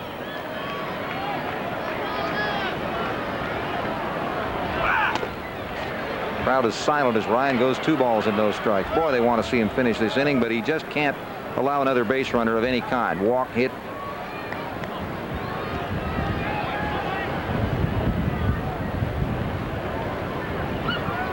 Two balls and no strikes. Well, at least folks in Chicago have been complaining about this heavily rookie lineup for the Twins. Better be quiet. There's a swing and a miss. 2 balls and a strike, because it's the young guys that have produced here the run that has put the Twins on top. Rangers hope that it doesn't hold, of course. This is the only young guy in this lineup who's not hurt Ryan today, McCarty. All the others have hurt him. Becker, Hale, Stahoviak, and Hawking have all nicked him. 2 balls and a strike to McCarty. Went fishing, and it's 2-2. Now you gotta put him away. 2 balls and 2 strikes. If you can make that pitch with 1 strike, you gotta make it with 2. Field goal by Christie of the Bills. 10-0 Buffalo. Well, explains why I haven't heard any cheering in the stands Yes, at odd times today. Been very, very quiet in the stands for those who brought TV sets with them. Boy, will there be some yelping. Here's the 2-2 pitch to McCarty. Fouled away. Boy. Imagine the odds you could have gotten if the Cowboys lose today and somehow the Rangers pull this out. Imagine the odds you could have gotten as we drift toward mid-September for sports fans in the area saying, well, at least we've got the Rangers.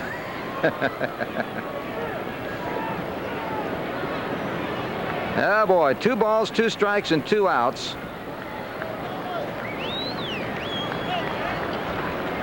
A crucial situation here in the 6th. By the way, looking ahead, How about strange Palmero Gonzalez coming up for the Rangers in the bottom of the inning?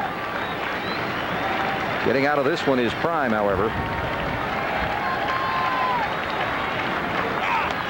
Missed again. It's ball 3. 3 balls, 2 strikes. And there's that count again, Greg. Here's the situation that created the run.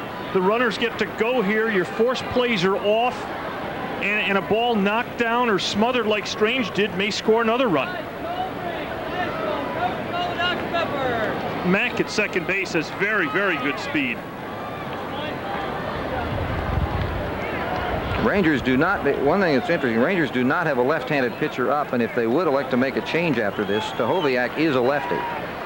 So they wouldn't go lefty-lefty. And so's Hockey, isn't he? He's a switcher, I believe. Runners go. There's a shot, left field, base hit. 1 run will score, maybe 2. Maybe 2. 2 runs will score on this play as Gonzalez gets it in the corner, going into second base. Boy, a late move at third base by Hale, and the Rangers now trail 4-1. Oh, boy. Yeah, well, remember we talked about inning fatigue for a pitcher.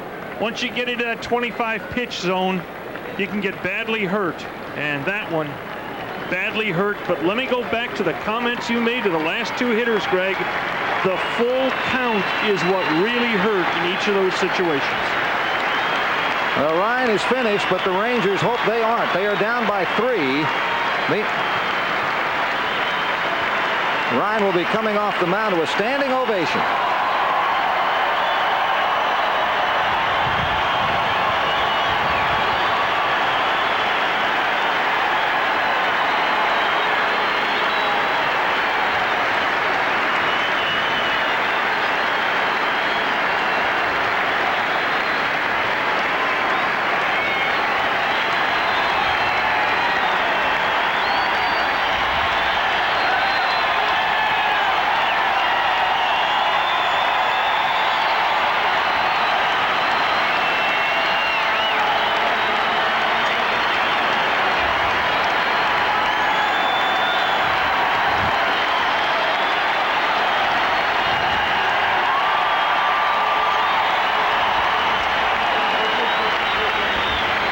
You see a shot of a man with great appreciation for the crowd, but not happy that they had to applaud him at this point. We've got a break. Time to take a look at our career stat note from Nolan Ryan. He set a major league record with his first appearance this year. What was it? We'll tell you the answer after this.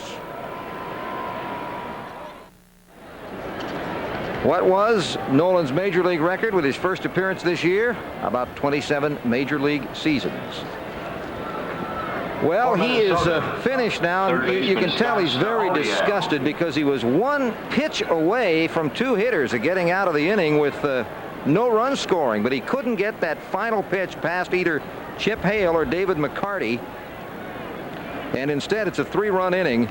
McCarty with a double at second base and Whiteside pitching to Stahoviak. Strike 1. Matty wears on his back the number of years Nolan Ryan pitched in the major leagues, 27. Matty's been good lately. Matt encountered a dead arm period when he may have been a little bit overused earlier in the year. Went to Oklahoma City.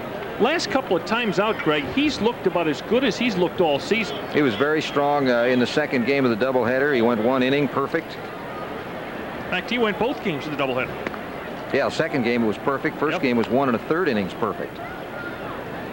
1 ball and a strike. Let's see, what did he face Stahoviak anywhere? Oh, we sure did. He struck him out. First man he faced. 1 ball and a strike. In the Rangers' 6-game win streak that is current, though they're trailing right now 4-1, Ranger relievers have come in with a total of 13 runners on base over the last 6 games. None of them have scored. Well, the Rangers have some rallying to do. 1 run wasn't going to be enough anyway to win it. Boy, so if they're going to get 2, you might as well get 5 or 6. You get into the Tapani-Aguilera combination, too. Swing and a miss, and twice he's faced Stahoviak.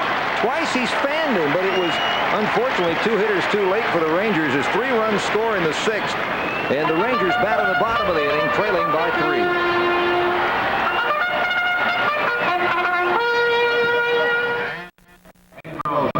Guy in the center is Steve Tennyson, a busman's holiday. He quite often runs camera here, but he couldn't stay away. It's time for our trivia question. The first person with the correct answer receives Who Was the Amazing Emu? 5-in-1 Texas Ranger trivia questions and a copy of the audio cassette Memories of Arlington Stadium. There it is. Nolan Ryan has struck out 9 of the current American League managers. Name the 5 he has not struck out. First person with the correct answer, 277-0779, 277-0004 is a winner. You got Munoz in the outfield now? Yeah, Munoz in left. Mack has moved to center because of the injured ankle to Becker suffered on the scoring play. And the Rangers will have Strange, Palmeiro, and Gonzalez. Well, maybe Tapani, well, you can't say he froze up, not on a 94-degree day, but maybe something went wrong with him sitting in the dugout that long. 1 ball and a strike. Yeah, all the normal phrases you can't use. Maybe he got cold, maybe he got stiff, you know. Don't forget, following the game, the Nolan Ryan ceremonies, we are staying on straight through, and you'll get to see all of the ceremonies, all of the Hall of Famers and names from Nolan Ryan's career that will be here on Nolan Ryan Appreciation Day. 1 ball and 2 strikes. Strange has singled and grounded out.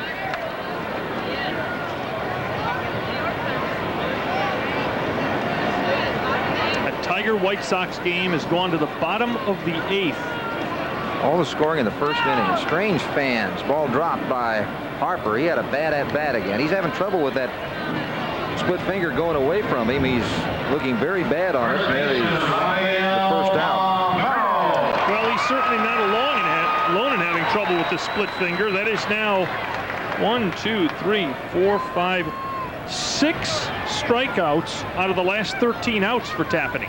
7 all told. He got Palmeiro for the first one in the first. Palmeiro has not looked good against him. He has struck out and hit a weak ground ball to McCarty at first. Boy, the Tapani pattern remains absolutely intact. Get to 2 strikes and throw that off-speed splitter. Very strong. That pitch is a strike just on the outside corner at the knees. Now the setup is inside. Too much. You know, Greg, I would be tempted, having seen Tapani today, I'd be tempted to go to a right-hand lineup against him. How about you? Well, he's given the left-handers a lot of trouble. There's another one toward the hole, but McCarty has plenty of room. Tapani on the cover. That's almost a carbon copy of the last at-bat for Raffy. And here's the discouraging thing, too. Yes, Tapani is a fine pitcher, and yes, Tapani's had some great years. He hasn't had a great season this year. His earned run average coming into this game, 4.84. But he has pitched well lately, and that's really what counts, because you can use the same numbers against Kenny Rogers. That's exactly right. Earned run average is a wonderful thing to judge a pitcher on.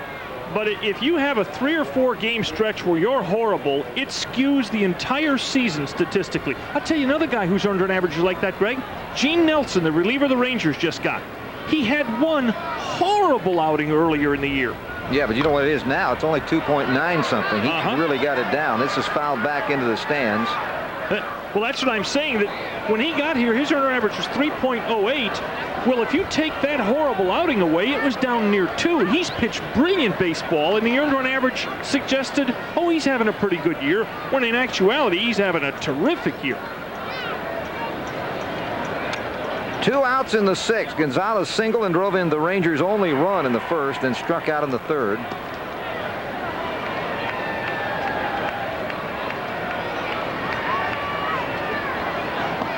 Plays off the pitch down this time. 1 ball and 1 strike.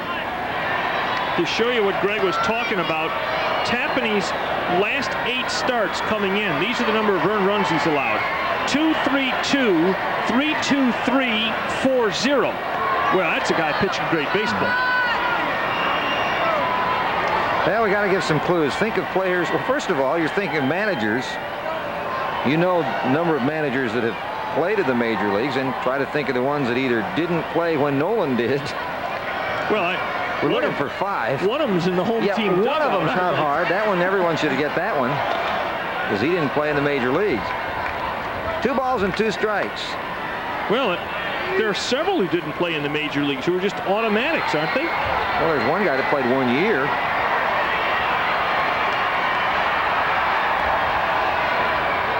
It was a regular 1 year, but it was early. That ball's fouled back. 2 balls, 2 strikes, still the count. Rangers need something to get the crowd fired up so they don't have to resort to waving. Even though it would only make it a 4-2 game, a blast here would be nice.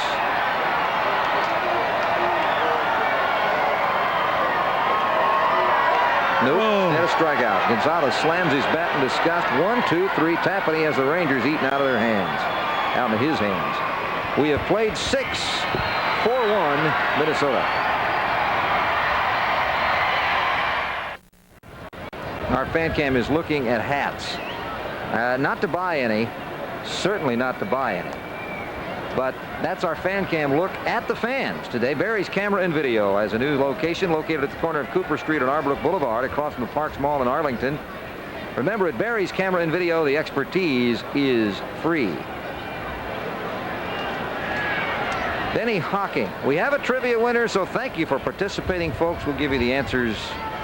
First opportunity. Hawking bluffs a bunt, takes for a ball. Whiteside pitching now to start his first full inning. He struck out Stahoviak to finally end that 6th, in which 7 Twins batted. 1 ball and a strike. Cowboys down 10-0. 2 minutes to go. Rams ahead 14-0 over Pittsburgh. Denver ahead 17-0 over San Diego. And the Jets ahead 14-7 over Miami. That's your late football rundown, NFL. All late in the second quarter. Toward the gap, racing over for it is Ducey. It hangs up, but he reaches for it. He almost ran too far in front of it. As the ball carried out, but Ducey makes the catch. You know, there was a tiny moment of panic there for Ducey. He held his hand up to Holt saying, no, I got it. Maybe I don't have it. Maybe I better get here. He said, I got it. That's 1 down here in the 7th. Knobloch, the hitter. I don't think Ducey had any worry about Holtz coming over and getting that ball, do you? No. There's a fastball strike to Chuck. Boy, Matt Whiteside, Chris Carpenter, and Gene Nelson. If a couple of the Ranger lefties in the bullpen could get into form, this would be some bullpen when you figure Hankey's at the back of it. 2 key players, and there's one of them, Whiteside, that looks like he's gotten his second wind. And the other one is really Diaz at shortstop after, in Diaz's case, illness. And in Whiteside's case, a lot of work. There's Diaz. Let's see about that second win. Windy enough. 2 down.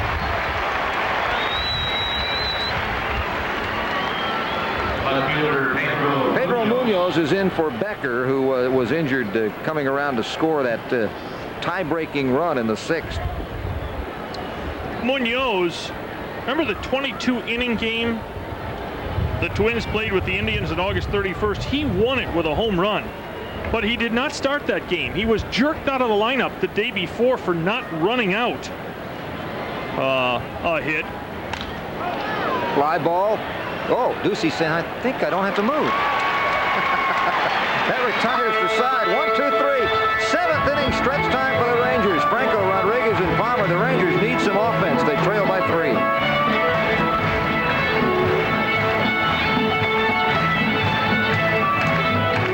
This is the Rangers, and you know the funny thing, did you pose for that, Norm? That's pretty accurate as I look over there. If I'd have drawn that, I'd have made the nose a little larger. Oh, okay. 7th inning stretch time brought to you by 7-Eleven. Oh, thank heaven for 7-Eleven.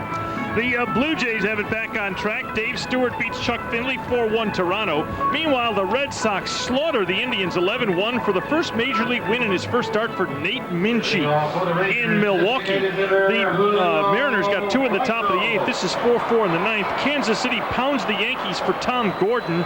Detroit takes that 6-3 lead to the bottom of the 7th, and tonight it's Darling and Moyer. Oakland visits Baltimore. I do note that Detroit has changed pitchers in the bottom of the 8th. Yeah, that's right. That is maybe Henham. Let's see, 48. Nope. Storm Davis.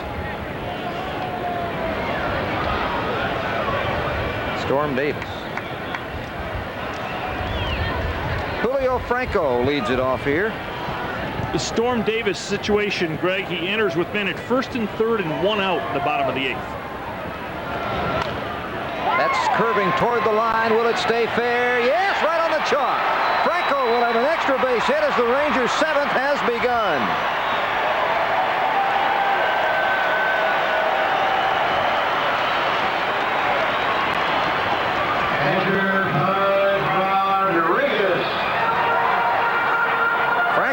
the Rangers started. And of course, what's important here is with a leadoff man in scoring position and down by 3, you've got to figure out a way to get him in. Ooh, a chalk shot. Right on top of it. Rangers' job here is it would be nice to tie it with 3 in the inning, but you've got to take advantage of what's there because you've still got 2 innings to play. The Rangers have to get back in it here, trailing by 3. Rodriguez is flied out and lined out. He's hit the ball pretty well, but this time it'll be handled at third by Stachowiak, and they don't get the runner to third. That was not a good job that time because, again, as we say, the job is to get that runner in. You've got 3 innings to do it. The interesting thing, though, Greg, for a young pitcher like Tapani is what he did on that ball. Knowing that Rodriguez would be anxious to drive in a run, he starts him off changeup away, and the only thing you can do with a changeup away if you try to pull it is exactly what Rodriguez did. If you try to pull it, that was the mistake, though. He should have been looking for anything away to go to right with, and he got him. Here's Palmer, who is singled and struck out.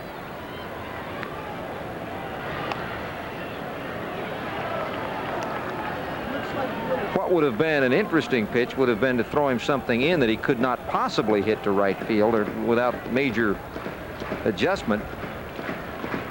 There's Franco in scoring position. They're getting some activity in the bullpen for the Twins. Now, if you're the Rangers, you're hoping to get Tapani out of here this inning. By the way, good news. No problem in the bottom of the 8th. They go to the 9th. It is still 6-3. Chicago did not score. I've always liked Storm Davis. By the way, he is resurrecting his career in Detroit. He's doing a really good job for them out of their bullpen. 1 ball and 1 strike. This would be a nice spot for Dino to show some of that daytime expertise. Would get the Rangers back within a run if he could unload one. 1 ball and 2 strikes. He's down on the count. Tapani has allowed the Rangers only 4 hits, and that double by Franco, the only extra base hit. And the first hit since Palmer's single in the 2nd. Lynn Elliott hits from about 44 yards, 10-3 Buffalo at the hat. Oh, that's it. Greg, there's that same pitch. There's that split finger change that backs up, and he uses it. He actually backdoors Palmer here. That, ladies and gentlemen, that is a fabulous pitch by Tapani. Look at this. Young Sanders is sticking it to Avery and the Braves. Well, the Rangers have failed to get the runner in so far from second base after the leadoff double. Here's David Hulse.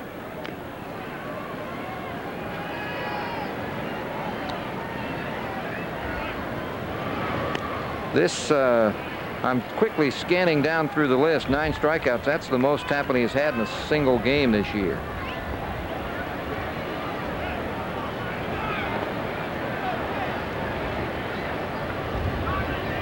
One ball and no strikes. Previous high was 8 against Chicago in a loss. What would be interesting here is if Hulse could get on, Diaz would represent the tying run. Now, that would have been an absolute certain pinch hit for Diaz situation before this year, but it certainly isn't anymore. Well, Hulse is 1 pitch away from doing it. Now, David knows the strike zone. He ought to be able to work here and get 1 ball out of this at bat. Now, Diaz is coming back. It is going to be a pinch hit situation. But Peltier's not really a long ball hitter. No. But it's a percentage move because they have a right-hander warming up and a right-hander on the mound, so they know it's going to be a right-handed pitcher. And David is on. And to be frank, Diaz did nothing with Tapani. He looked very, very bad against him in 2 at-bats. Peltier's a good contact hitter, so he's got a good chance of at least getting 1 run in with a base hit. But he has not been a power hitter. Now, Tom Kelly, of course, with no left-hander warming up, if he wants to make a change, he doesn't have a percentage advantage, and I'm not sure if he's not going to just sit there and watch on the front step. No, here he comes. Now, let's see. Boy, I'll tell you what, this could be working in the Rangers' hands if they make a change. I know Tapani may be getting tired, but yeah, please take him out. Yeah. If you're in the Ranger dugout, you're saying, make the move, make the move. This is just a soul-searching situation, possibly, but I'm not sure. Kelly doesn't do that a lot. A lot of times he goes in, he's made up his mind. Carl Willis, the veteran, would be the man, and he's going to be the man. Wow. Wow. Now, don't forget, you've got a pitcher who's been very tough on you out of here, and the Rangers still have 1 out plus 2 innings to work with. On the other hand, let me tell you about Carl Willis. In his last 28 innings, he's allowed 1 run.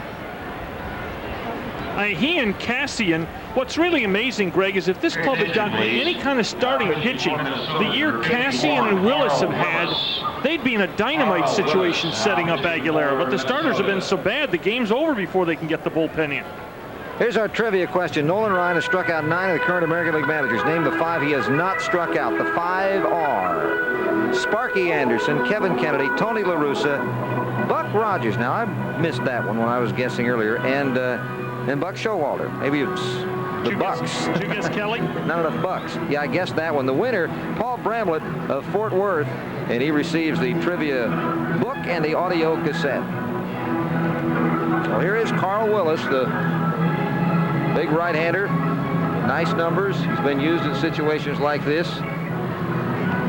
He was not good last season with inherited runners, which of course can help your earned run average. As an example, last year Carl had an earned run average of 2.72. Very good, but 42% of his inherited runners scored, which means those went to the other guy's earned run average.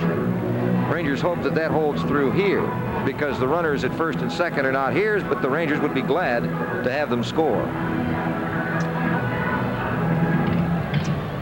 In 1991, Willis was 30 years old. He'd been bumped by 5 organizations in 5 years.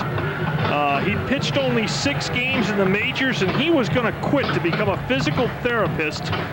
But the Twins called him and said, would you go down to Portland and pitch? And Willis said, well, yeah, I'll go down there and give it one more try. And in mid-May, the Twins were ready to call up a guy named Tom Edens, but they called Russ Nixon, who was managing down there at the time at Portland, and said, Edens is the guy we should have. And he said, no, you should call Carl Willis up.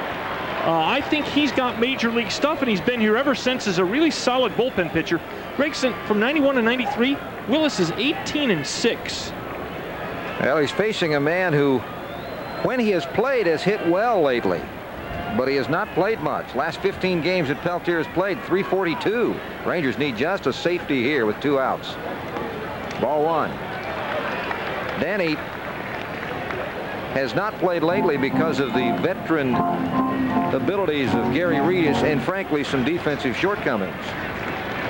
1 ball and no strikes. 287 overall with a homer and 17 RBIs. Strike. Willis is a sinker ball pitcher, as you can see from the first couple of offerings here. Peltier had 5 home runs at Oklahoma City and a .321 average in 48 games before coming up.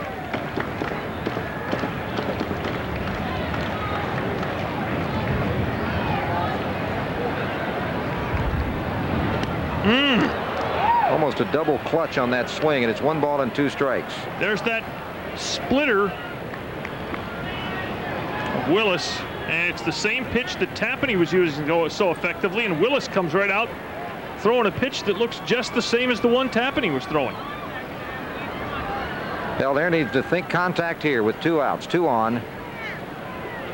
Whoa, almost nicked him in the shirt. 2 balls, 2 strikes. The runner at second base is Franco, and David Hulse is at first. Now, Willis is a guy who wastes his fastball a lot. He did that there, wasted the fastball. His out pitch is generally that splitter.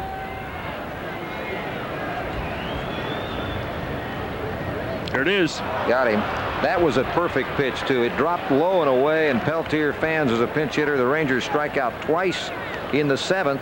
10 times they have gone down without making contact. That was an excellent pitch. Oh, brother. And you don't hit that. We have played 7. It's 4-1 Minnesota. Your attention, please. Today's total. Twins coming up in the 8th with a 4-1 lead. Don't forget our next telecast will be pretty quick. How about tomorrow? Tomorrow at 7:30. It'll be the Cleveland Indians in. Kevin Brown will be on the mound for the Rangers. Sports Talk to precede. Tony Casillas and Juan Gonzalez will be the guests. There is the new shortstop for the Rangers, Jeff Hewson. Now that's a surprise. That either means Manny Lee is really sick with the flu, or Manny has dropped a notch, a big notch in Kevin Kennedy's estimation. But again, he was sick with the flu. Yeah. No balls and a strike now to Puckett, who has not been a factor offensively in this game. It's been all the little guys. Well, Shane Mack's not a little guy. Shane had a home run and scored a run after walking. But it's then the Chip Hales and the David McCartys. David's not a physically little guy, but he's still got to prove himself in the major leagues. Look at this. That's going to be toward the gap. Ducey coming hard, can't take it. Takes it on a bounce, and Puckett is on with a base hit leading off the 8th. Puckett employing the hit 'em where they ain't theory. First hit off Whiteside, who's gone an inning and a third. The Tiger game against the White Sox has gone bottom 9, and the Tigers apparently are going to let Storm Davis try to close. Well, he may find a whole new role for him if he can do it. He got out of a little bit of a jam in the 8th inning with runners on the corners and 1 out. Nobody scored. All the runs in that game coming in the first inning. 6 for the Tigers, 3 for the White Sox. Rangers, well, I guess you could say all the Rangers runs today came in the first inning. They've only got 1. Mack has homered. That came in the 2nd off Ryan, then walked and scored one of the 3 runs in the 6th off Nolan, which is the margin of the game right now.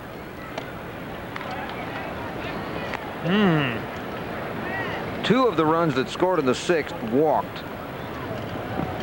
Whiteside with a man on, nobody out, and falling behind, and the Rangers have the cowboy Bob Patterson up and throwing. It's one of the toughest things about managing. How long do you go with the relief pitcher? I mean, he's been extremely effective, but he worked in 2 innings. Is working in a 3rd inning too much? Is that past his length of, is that the Peter principle basically in baseball? And remember now, this is a guy who got up in the first game Friday night, warmed up, pitched, sat down, got up, warmed up in the second game, came in and pitched Friday night. 2 balls and a strike. That's way off. 3-1. Starting to look like 3 is too many, because he had absolutely no control trouble in the 7th or to the 1 man that he faced in the 6th. 3 balls and a strike. Needless to say, the Rangers cannot afford to give up any more runs in this one if they want to have a chance. Rangers have mixed Jeff Bronke in the right-hander. That's a tough one. Strange knocks it down. He will have no play. That's probably an error, because he may have been thinking to make a play before he got to the ball.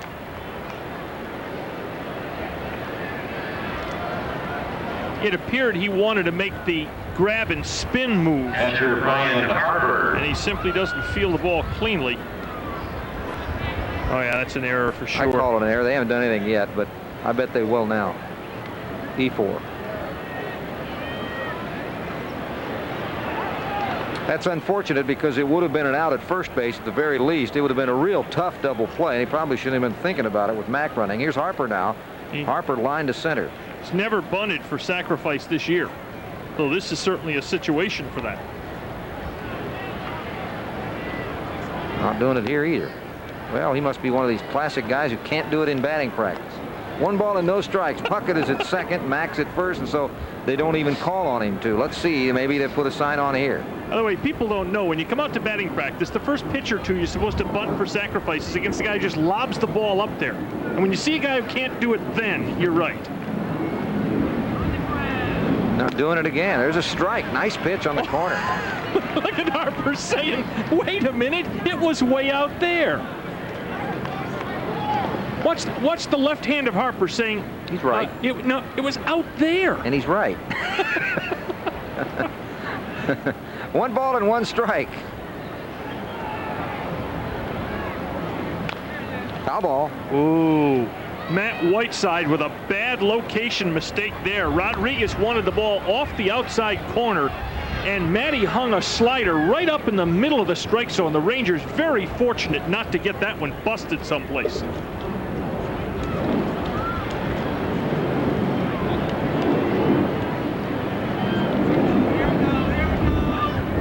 One ball, and Al Harper now steps out. It is a final in Chicago. The crowd recognizes it, and that's what they're seeing, the hand around the stand. 6-3 Detroit.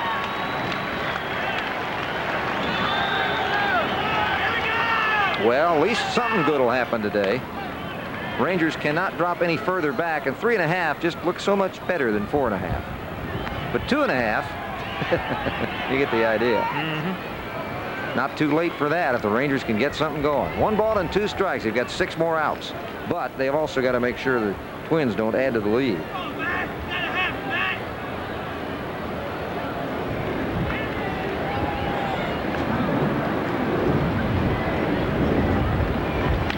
Bouncing ball, Palmer at third. Oh!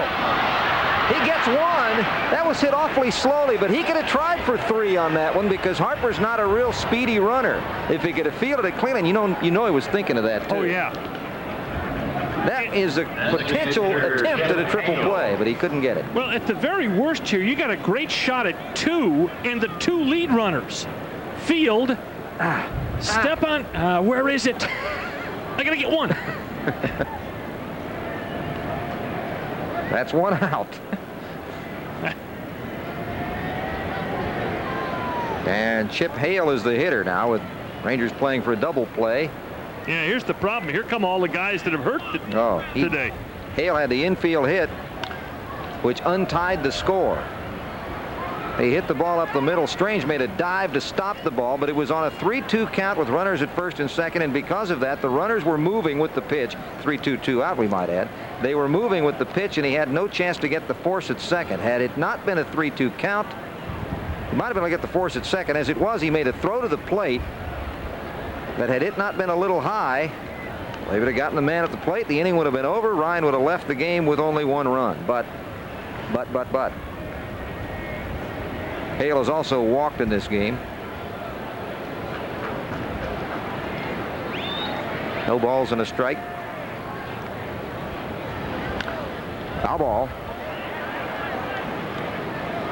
Meanwhile, the other pursuers in the West look like they're going to close in. Kansas City's bombarded New York, and that'll move Kansas City to within 6. And now realize the White Sox have to go into Kansas City next. And Seattle has just taken a lead in the top of the 10th, 5-4, and that would move the M's to within 7. But they've got 3 teams ahead of them with 3 weeks to go. The 0-2 pitch. Shot, Palmeiro. There's 1, and that's it. No. Oh, he got there in time. Didn't think Whiteside would be there on the bag, and Houston made the throw right on target. Boy, that's a classy double play. Oh, Houston had to gamble somewhat because Whiteside just getting there in time to make the catch, and that retires the side. Let's take a look at it as we go out. No run score in the 8th. Rangers coming up, top of the batting order.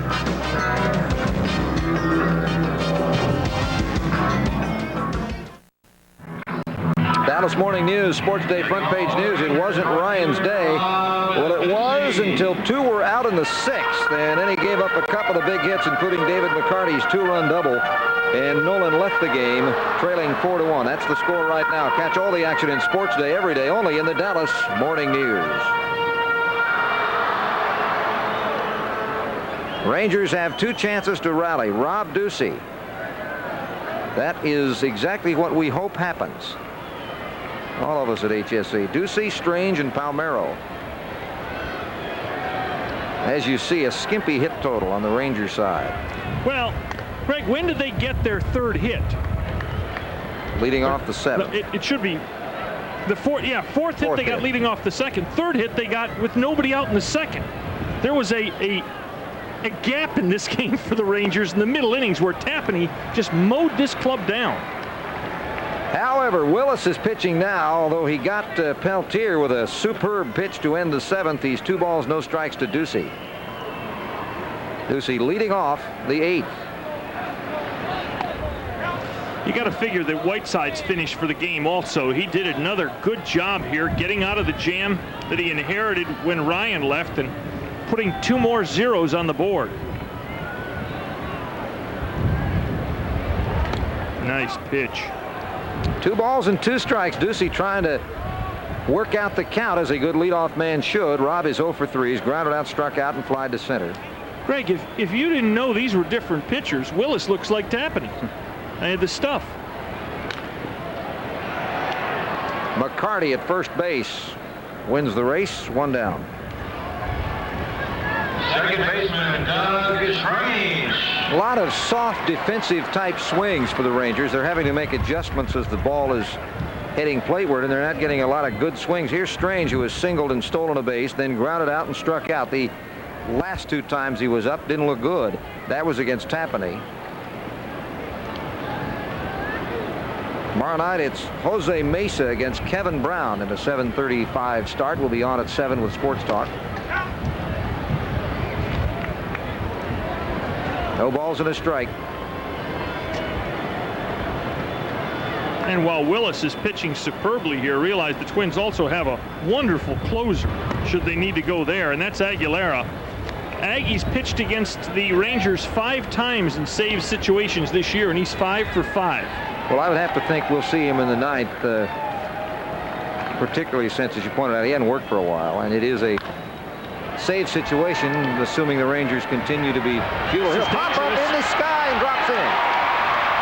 The wind was really causing Hawking problem, and Munoz, quite frankly, didn't come in very hard to help out very soon. There's the wind. And Strange gets a single. Well, Hawking, look at where Hawking is. Hawking looked like a pinball. That ball was actually, it hit maybe about 15 feet behind where Hawking was standing to begin with, and that wind really, really whipped that one around. Son, this is Major League wind. Yes. Oh, boy. Who were we just talking about a minute ago? It's this guy, I believe. Yeah, I think that's the guy. The Aggie. Palmeiro up. Fastball on the corner. This is the part of the game where you wish the umpire didn't have a wide strike zone when you're behind. Yeah. I guess you can't have it both ways. Well, Rafi's had a struggling day, one of very, very few in the last few months. Struck out on a split finger and then 2 easy grounders to first. Easy double play ball, perhaps. Oh, yeah. Well, they're going to have to do it the hard way, and they don't make it. Boy, Knobloch probably made a mistake on that for 2 things. And it was a great base running by Strange because he stopped dead in his tracks. You'll see a lot of runners run into that. Juan Gonzalez. but see, when Knobloch failed in the fake, he should have taken the out at second there. Though to be fair to Chuck, he probably still felt he had some shot at Strange at second base. That's why he hurried it. But you're right, because that would be an error. That would be a play that could really harm one if the lead was less than 1, less than 3. But Rangers do get another runner in scoring position. They have a couple of those here in the last 2 innings, but have not been able to get the base hit. And again, a chance to shorten the lead a bit here. Boy, Willis is making some terrific pitches. Some nights it's simply hitters not hitting very well, Greg. Today, Tapani and Willis have just made some dynamite pitches. Gonzalez singled in the Ranger only run in the first. Since then, he has struck out twice.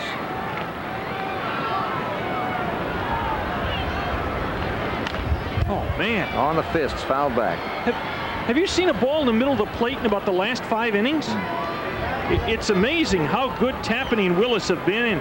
First pitch at the knees, outside corner. Now look at the jam job here with the fastball. There's just no way to do anything with that ball. It's a fastball. It's on the corner, so it's going to be a strike, and yet the hitter can't handle it. Yeah, Juan was upset because he thought he should have. He saw it coming into his power alley, but he was late. No balls and 2 strikes. How about that splitter now, Greg? Something down and low and away. Yep. Stayed with it. Drives it to center. Deep to the wall. It is off the base of the wall. 1 run scores. Gonzalez at second base, and he'll hold there with a double. And the Rangers are back within 2. It's 4-2. Twins. And that was a good job of hitting as he threw the ball low and away, and Juan stayed in on it and got the ball off the wall, one bounce. Now will Kelly go to Aguilera to close this thing, or will he let Willis face Franco? That was a terrific pitch by Willis, a wonderful fork ball in the outside corner, and Gonzalez just does a great job of hitting it. And now the misplay, really the misdecision by Knobloch, has cost the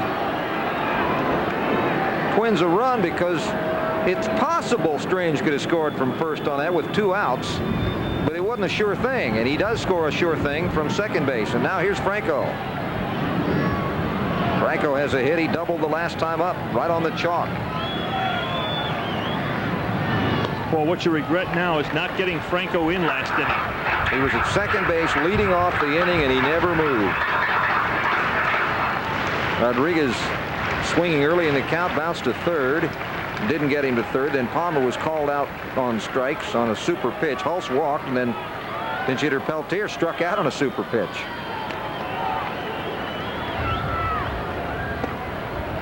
Two balls and no strikes. And you look ahead, if Julio can work the count and get on,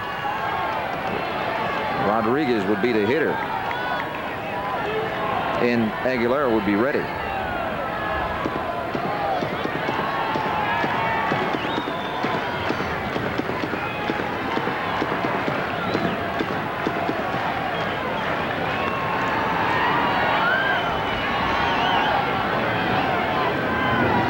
$40,105 the attendance. That moves the Rangers season total to 2,003,068.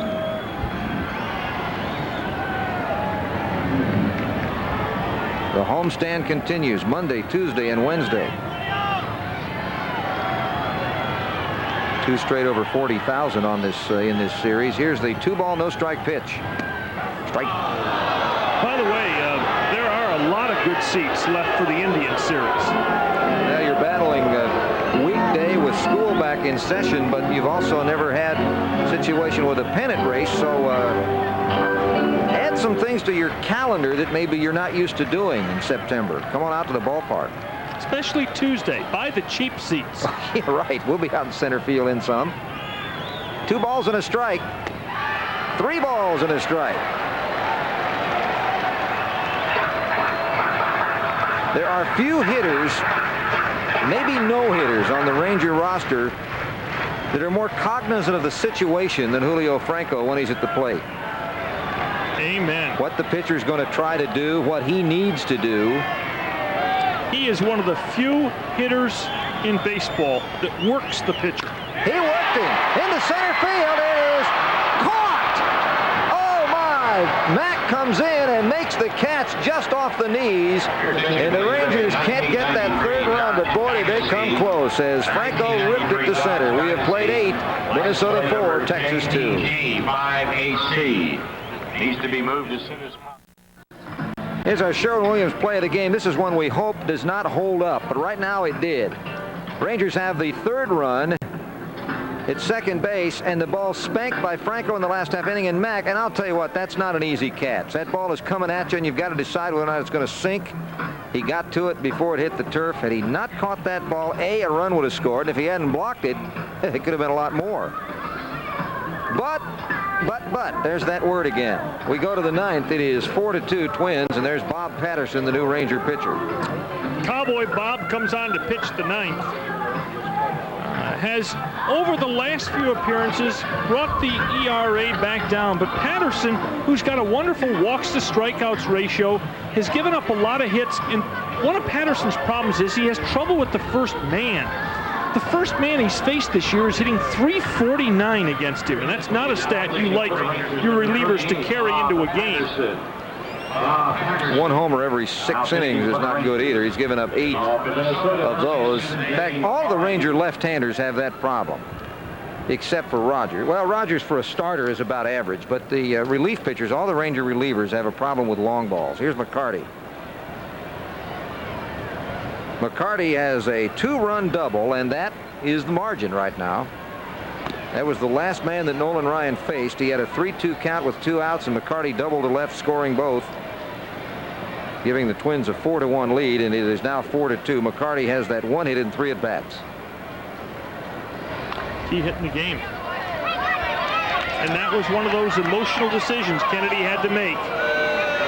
Does he go with it? And the heart and the mind tugging back and forth. Do I leave Ryan in and have him get the out and get the standing ovation and try to get him the win down only 2-1? And one batter too long is what Ryan stayed in the game for. 1 ball and 1 strike. On the fist, little bloop right side. Palmeiro. 1 out. Oh, there's the first hitter. Boy, that may be the ugliest out of the day. Jammed him, but he's happy with the 1 hit he has, because it was a big one. Stachowiak will hit. Bob Patterson knows what it is to be on a winner. He was with the Pirates. Meanwhile, the Twins, you would have never thought of a Minnesota team having trouble scoring runs. But, Greg, they're on a pace to score 100 fewer runs this year than last year. And while that's bad enough, Greg, baseball scoring is up 12%. And they're going to be down over 15%. That's a horrible cross trend here. Everybody else is scoring more, and they're scoring more than a half run per game less than last year. Well, they are a whopping 22 under 500. Fly ball left field going back. Gonzalez. The wind is carrying it to the wall. It is off the top of the wall. Stachowiak goes into second base with a double. That time he got some wind help.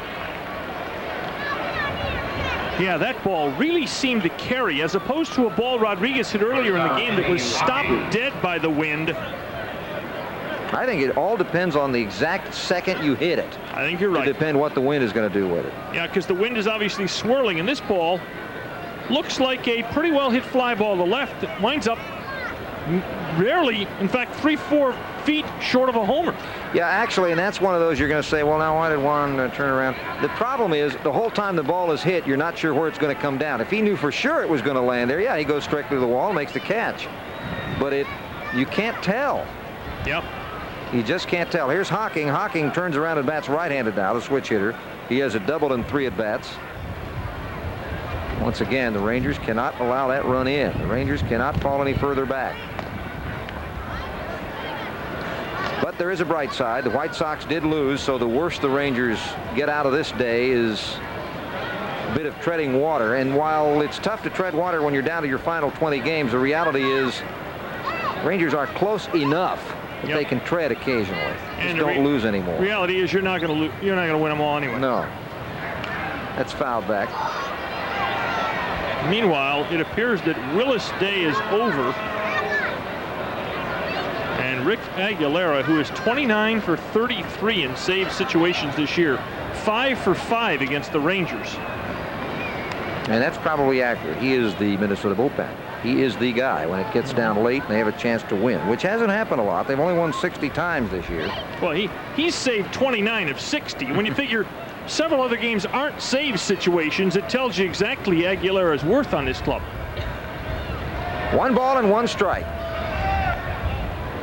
Well, Greg, you look at, other than Aguilera, next high on the Twins and saves is Trombley with 2. Well, Aguilera is the man who gets the call when they have a chance, that's for sure. 2 balls and a strike with 1 out. Hocking, the number 9 man in the batting order. Bob Patterson, the Rangers' 3rd pitcher. On the fist, that'll hold the runner at. Whoops. And Huey may get 2 on that one. Because the runner went to 3rd and he wasn't going to go. Well, error 6. Okay, they're gonna just say the throw is what did it, but he wasn't going to go. That's the only tricky part about that. And of course, the runner at first wasn't going to be safe. He was not going to be safe.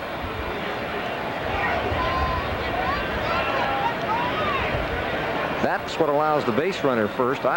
They've only given 1, but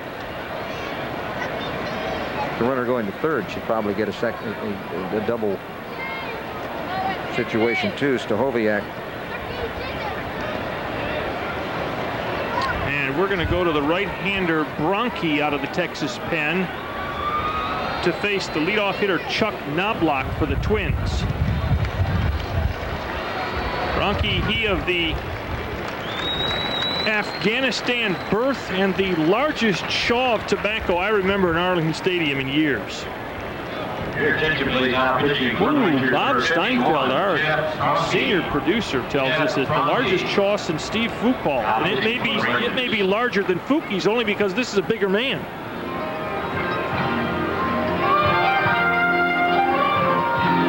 We've also had a vote for Jeff Fry, but of course Jeff is not real big and his jaw would look huge. Sparky Lyle had a pretty good sized jaw, but Bronke looks downright deformed. He's one of those guys that it's true too had a problem because the rules in the minor leagues are you can't do it, and he's been up and down. So it's a nasty habit and eventually will die out of baseball thanks to the fact that it's not allowed in the minors, but these guys who've been around for a while, when they get up here, they're going to stick with it. Hopefully this young fella will never pick it up. He's just going to chew on leather, huh? Bronke has worked 29 innings and 17 appearances this year, an earned run average in the middle fours, 33 hits in the 29 innings, 3 of them homers, a couple of wild pitches. The league's hitting .287 against Bronke. Boy, is there going to be a fight for right-hander spots in this bullpen next year. With Carpenter having been acquired by trade, Whiteside, Nelson just signed, says he wants to stay. Rangers trailing by 2, but there are runners on the corners with 1 out. Bronke needs to throw a double play ball to a guy that fairly hard to double. Looks like we're going to have a pinch runner also for the Twins at third base. That is the inspector, Jeff Rebele, who you probably think would stay in and play third in place of Stahoviak. Now, Greg, you got to be very aware here of the fact that Knobloch will bunt in this situation. Good spot for it. He can get the runner in from third base just by laying it down and move the runner at first up, even if Chuck himself is thrown out. As we're running through some of the scores in right now the National League.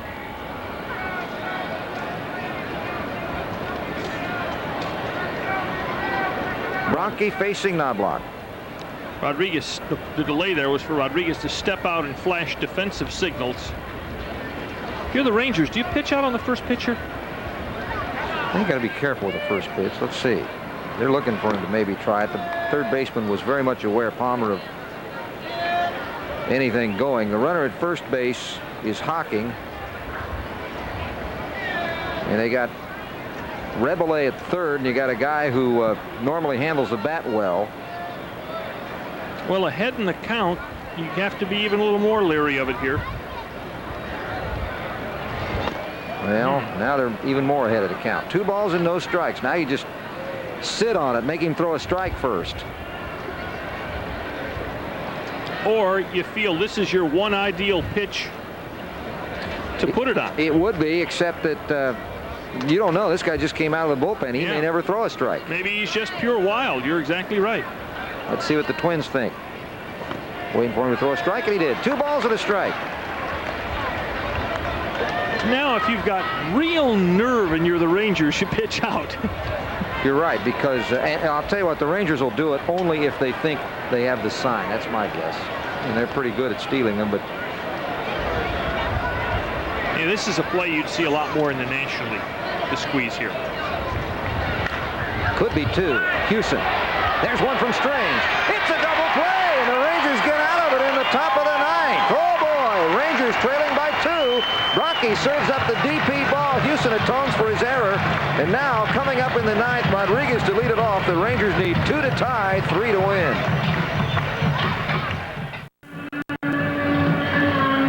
Rangers' last chance to climb within 2.5 of the top. White Sox losing earlier, Rangers trailing now. Then Rick Aguilera, who has been deaf to most swinging things. Yes, he has. This will not surprise Greg Lucas to find out that Rick Aguilera is from West Covina High in California. Every Twin, it seems, that we introduce is a Californian by birth. Aggie's having a terrific year on a team that's not having a very good year. look at the hits to innings pitched. Look at the walks to strikeout ratio. Against the Rangers, he's appeared 5 times, all in save situations.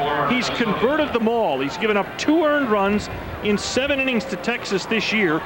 This is a former architectural design major at BYU who wasn't even a pitcher until his sophomore year in college. This is a terrific hitter, and in certain situations, the Twins will even use Aguilera as a pinch hitter.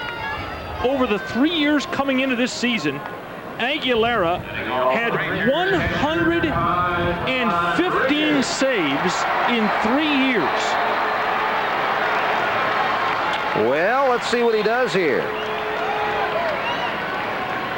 Rangers have beaten him, but it was last year when Juan Gonzalez hit a 3-run homer in a 5-4 Texas win. That was last year, and Juan would be the 8th man to bat in the innings. The Rangers would have to be doing a lot to get that far. They would no doubt have at least tied it up. Mathematically, you can probably figure that out. Here is Rodriguez, who has flied out, lined out, and grounded out. And Aguilera knows what the Rangers want. They want a base runner. They've got to get one on to have a chance. Actually, it would be tied 4-4 with the bases loaded if Gonzalez batted again in this game. No, we'll take that. Yes, I think all Ranger backers would and take 2 that. outs, no balls and a strike. There, strike 2. Well, Rodriguez doing his part. He's trying to hope that Aguilera won't throw any strikes, but he's thrown 2 in a row. Pudge in a big hole now. He's got to protect the plate. He is the best converted starter certainly since Eckersley. Aguilera was a starter till about 90. Missed. Barely missed. 1 ball and 2 strikes. And you know, he didn't want to convert, Greg. He did not want to be a bullpen pitcher. Boy, now. That was high and fouled back. I mean, it was not high out of the strike zone necessarily, but it wasn't probably where he wanted to throw it. 1 ball and 2 strikes. Well, Aggie will throw the fastball high and the breaking ball down. The problem with that is on the few occasions he gets hurt by the ball up when he doesn't have a lot on. Yeah, he's got what is called a rising fastball. It is 1 ball and 2 strikes. Took a little off, fouled back. Rodriguez staying alive. Remember, the significance here is very simple. If Pudge gets on, the next hitter is a guy who can take it out of the park, Dean Palmer. By the way, Lynn Elliott has missed a 30-yard field goal for the Cowboys. 1 ball and 2 strikes.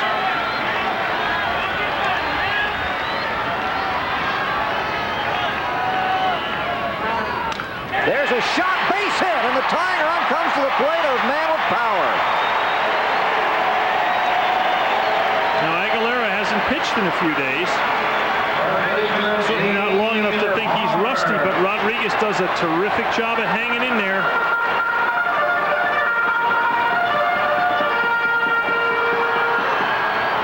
He was out and got that on the end of the bat. But it was enough. Palmer has singled and struck out twice. He has 28 home runs. The Rangers would love to see number 29 right here.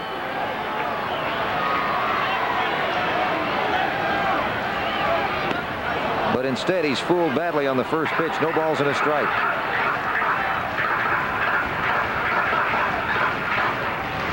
Holtz would be on deck, and then Houston, but you know Houston would not hit. The Rangers would go to somebody. Down by 2, this would have been a game where you might have actually used Balbona. Yes.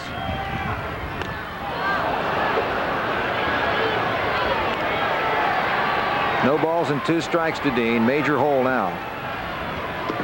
Well, Gary Reedus is down there if his knees would allow him to pinch hit. Gino Petralli.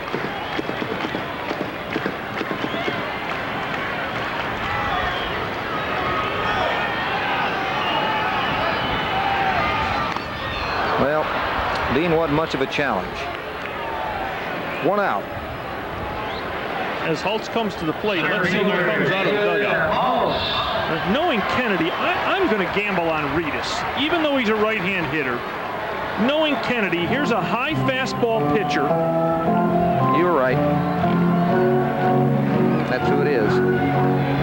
This is a guy Ritas got a chance to hit because his strength matches Aggie's strength. Holtz, of course, battling that hamstring. You got to be sure he doesn't hit one on the ground that can be turned into a double play. He lines it to center, but Mack will get that one on the shoe tops.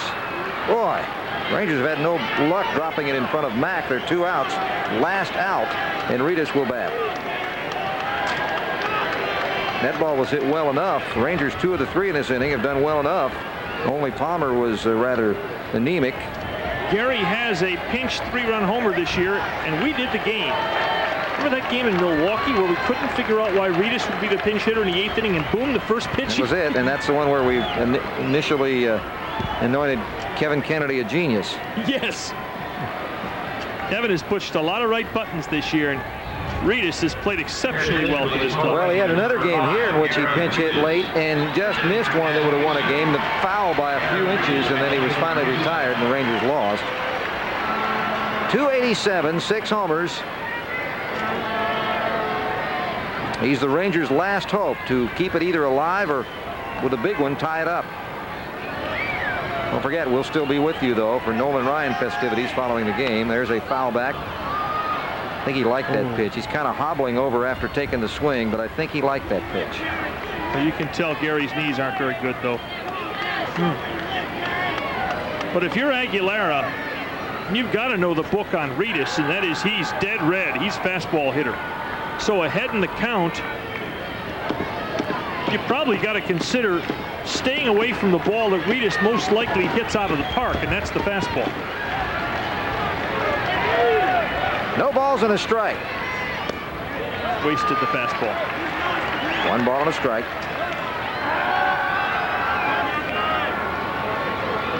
After Ritas, if he can keep it alive, it will be the top of the batting order. Rob Ducey.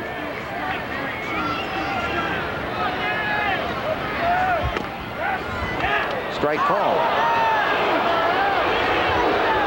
I think Ritas laid off that one, not necessarily because he thought it was a ball, but he had really started to pull the trigger way too late. Jackie Moore and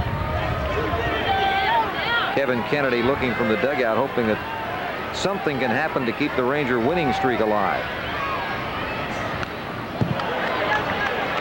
Boy, look at Gary's knees give way on the swing, basically. He suffers from tendonitis, and it's just not going to go away. And he doesn't quite even get the swing completed, Greg, before the knees give way, and he has to sort of give in to the pain.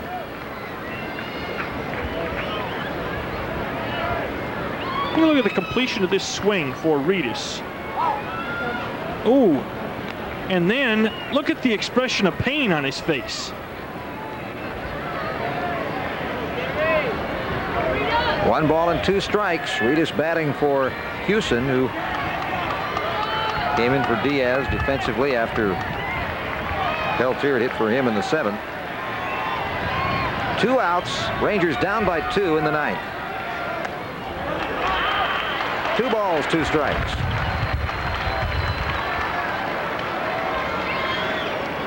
Rangers already have Donald Harris warming up in the dugout if Ritas gets on.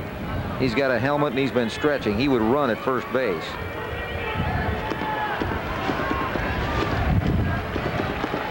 Goodness, Justin Wynn really whipped through here. 2 balls and 2 strikes. 3 balls, 2 strikes. Well, a little bit of advantage, Texas. Rodriguez gets to run, so it takes the force out away from the Twins defense. Ducey, the hitter, if he can get up with runners at first and second and 2 outs, you can score from first base on an extra base hit with 2 outs.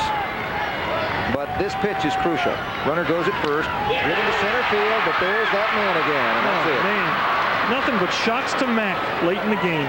Rangers go down by a final score of 4-2. They gave it a shot late. No runs, 1 hit, 2 line drive outs, and 1 man left on base. The final score of the ball game The Twins 4, the Rangers 2. So the Rangers stay 3.5 games behind the Chicago White Sox in the West.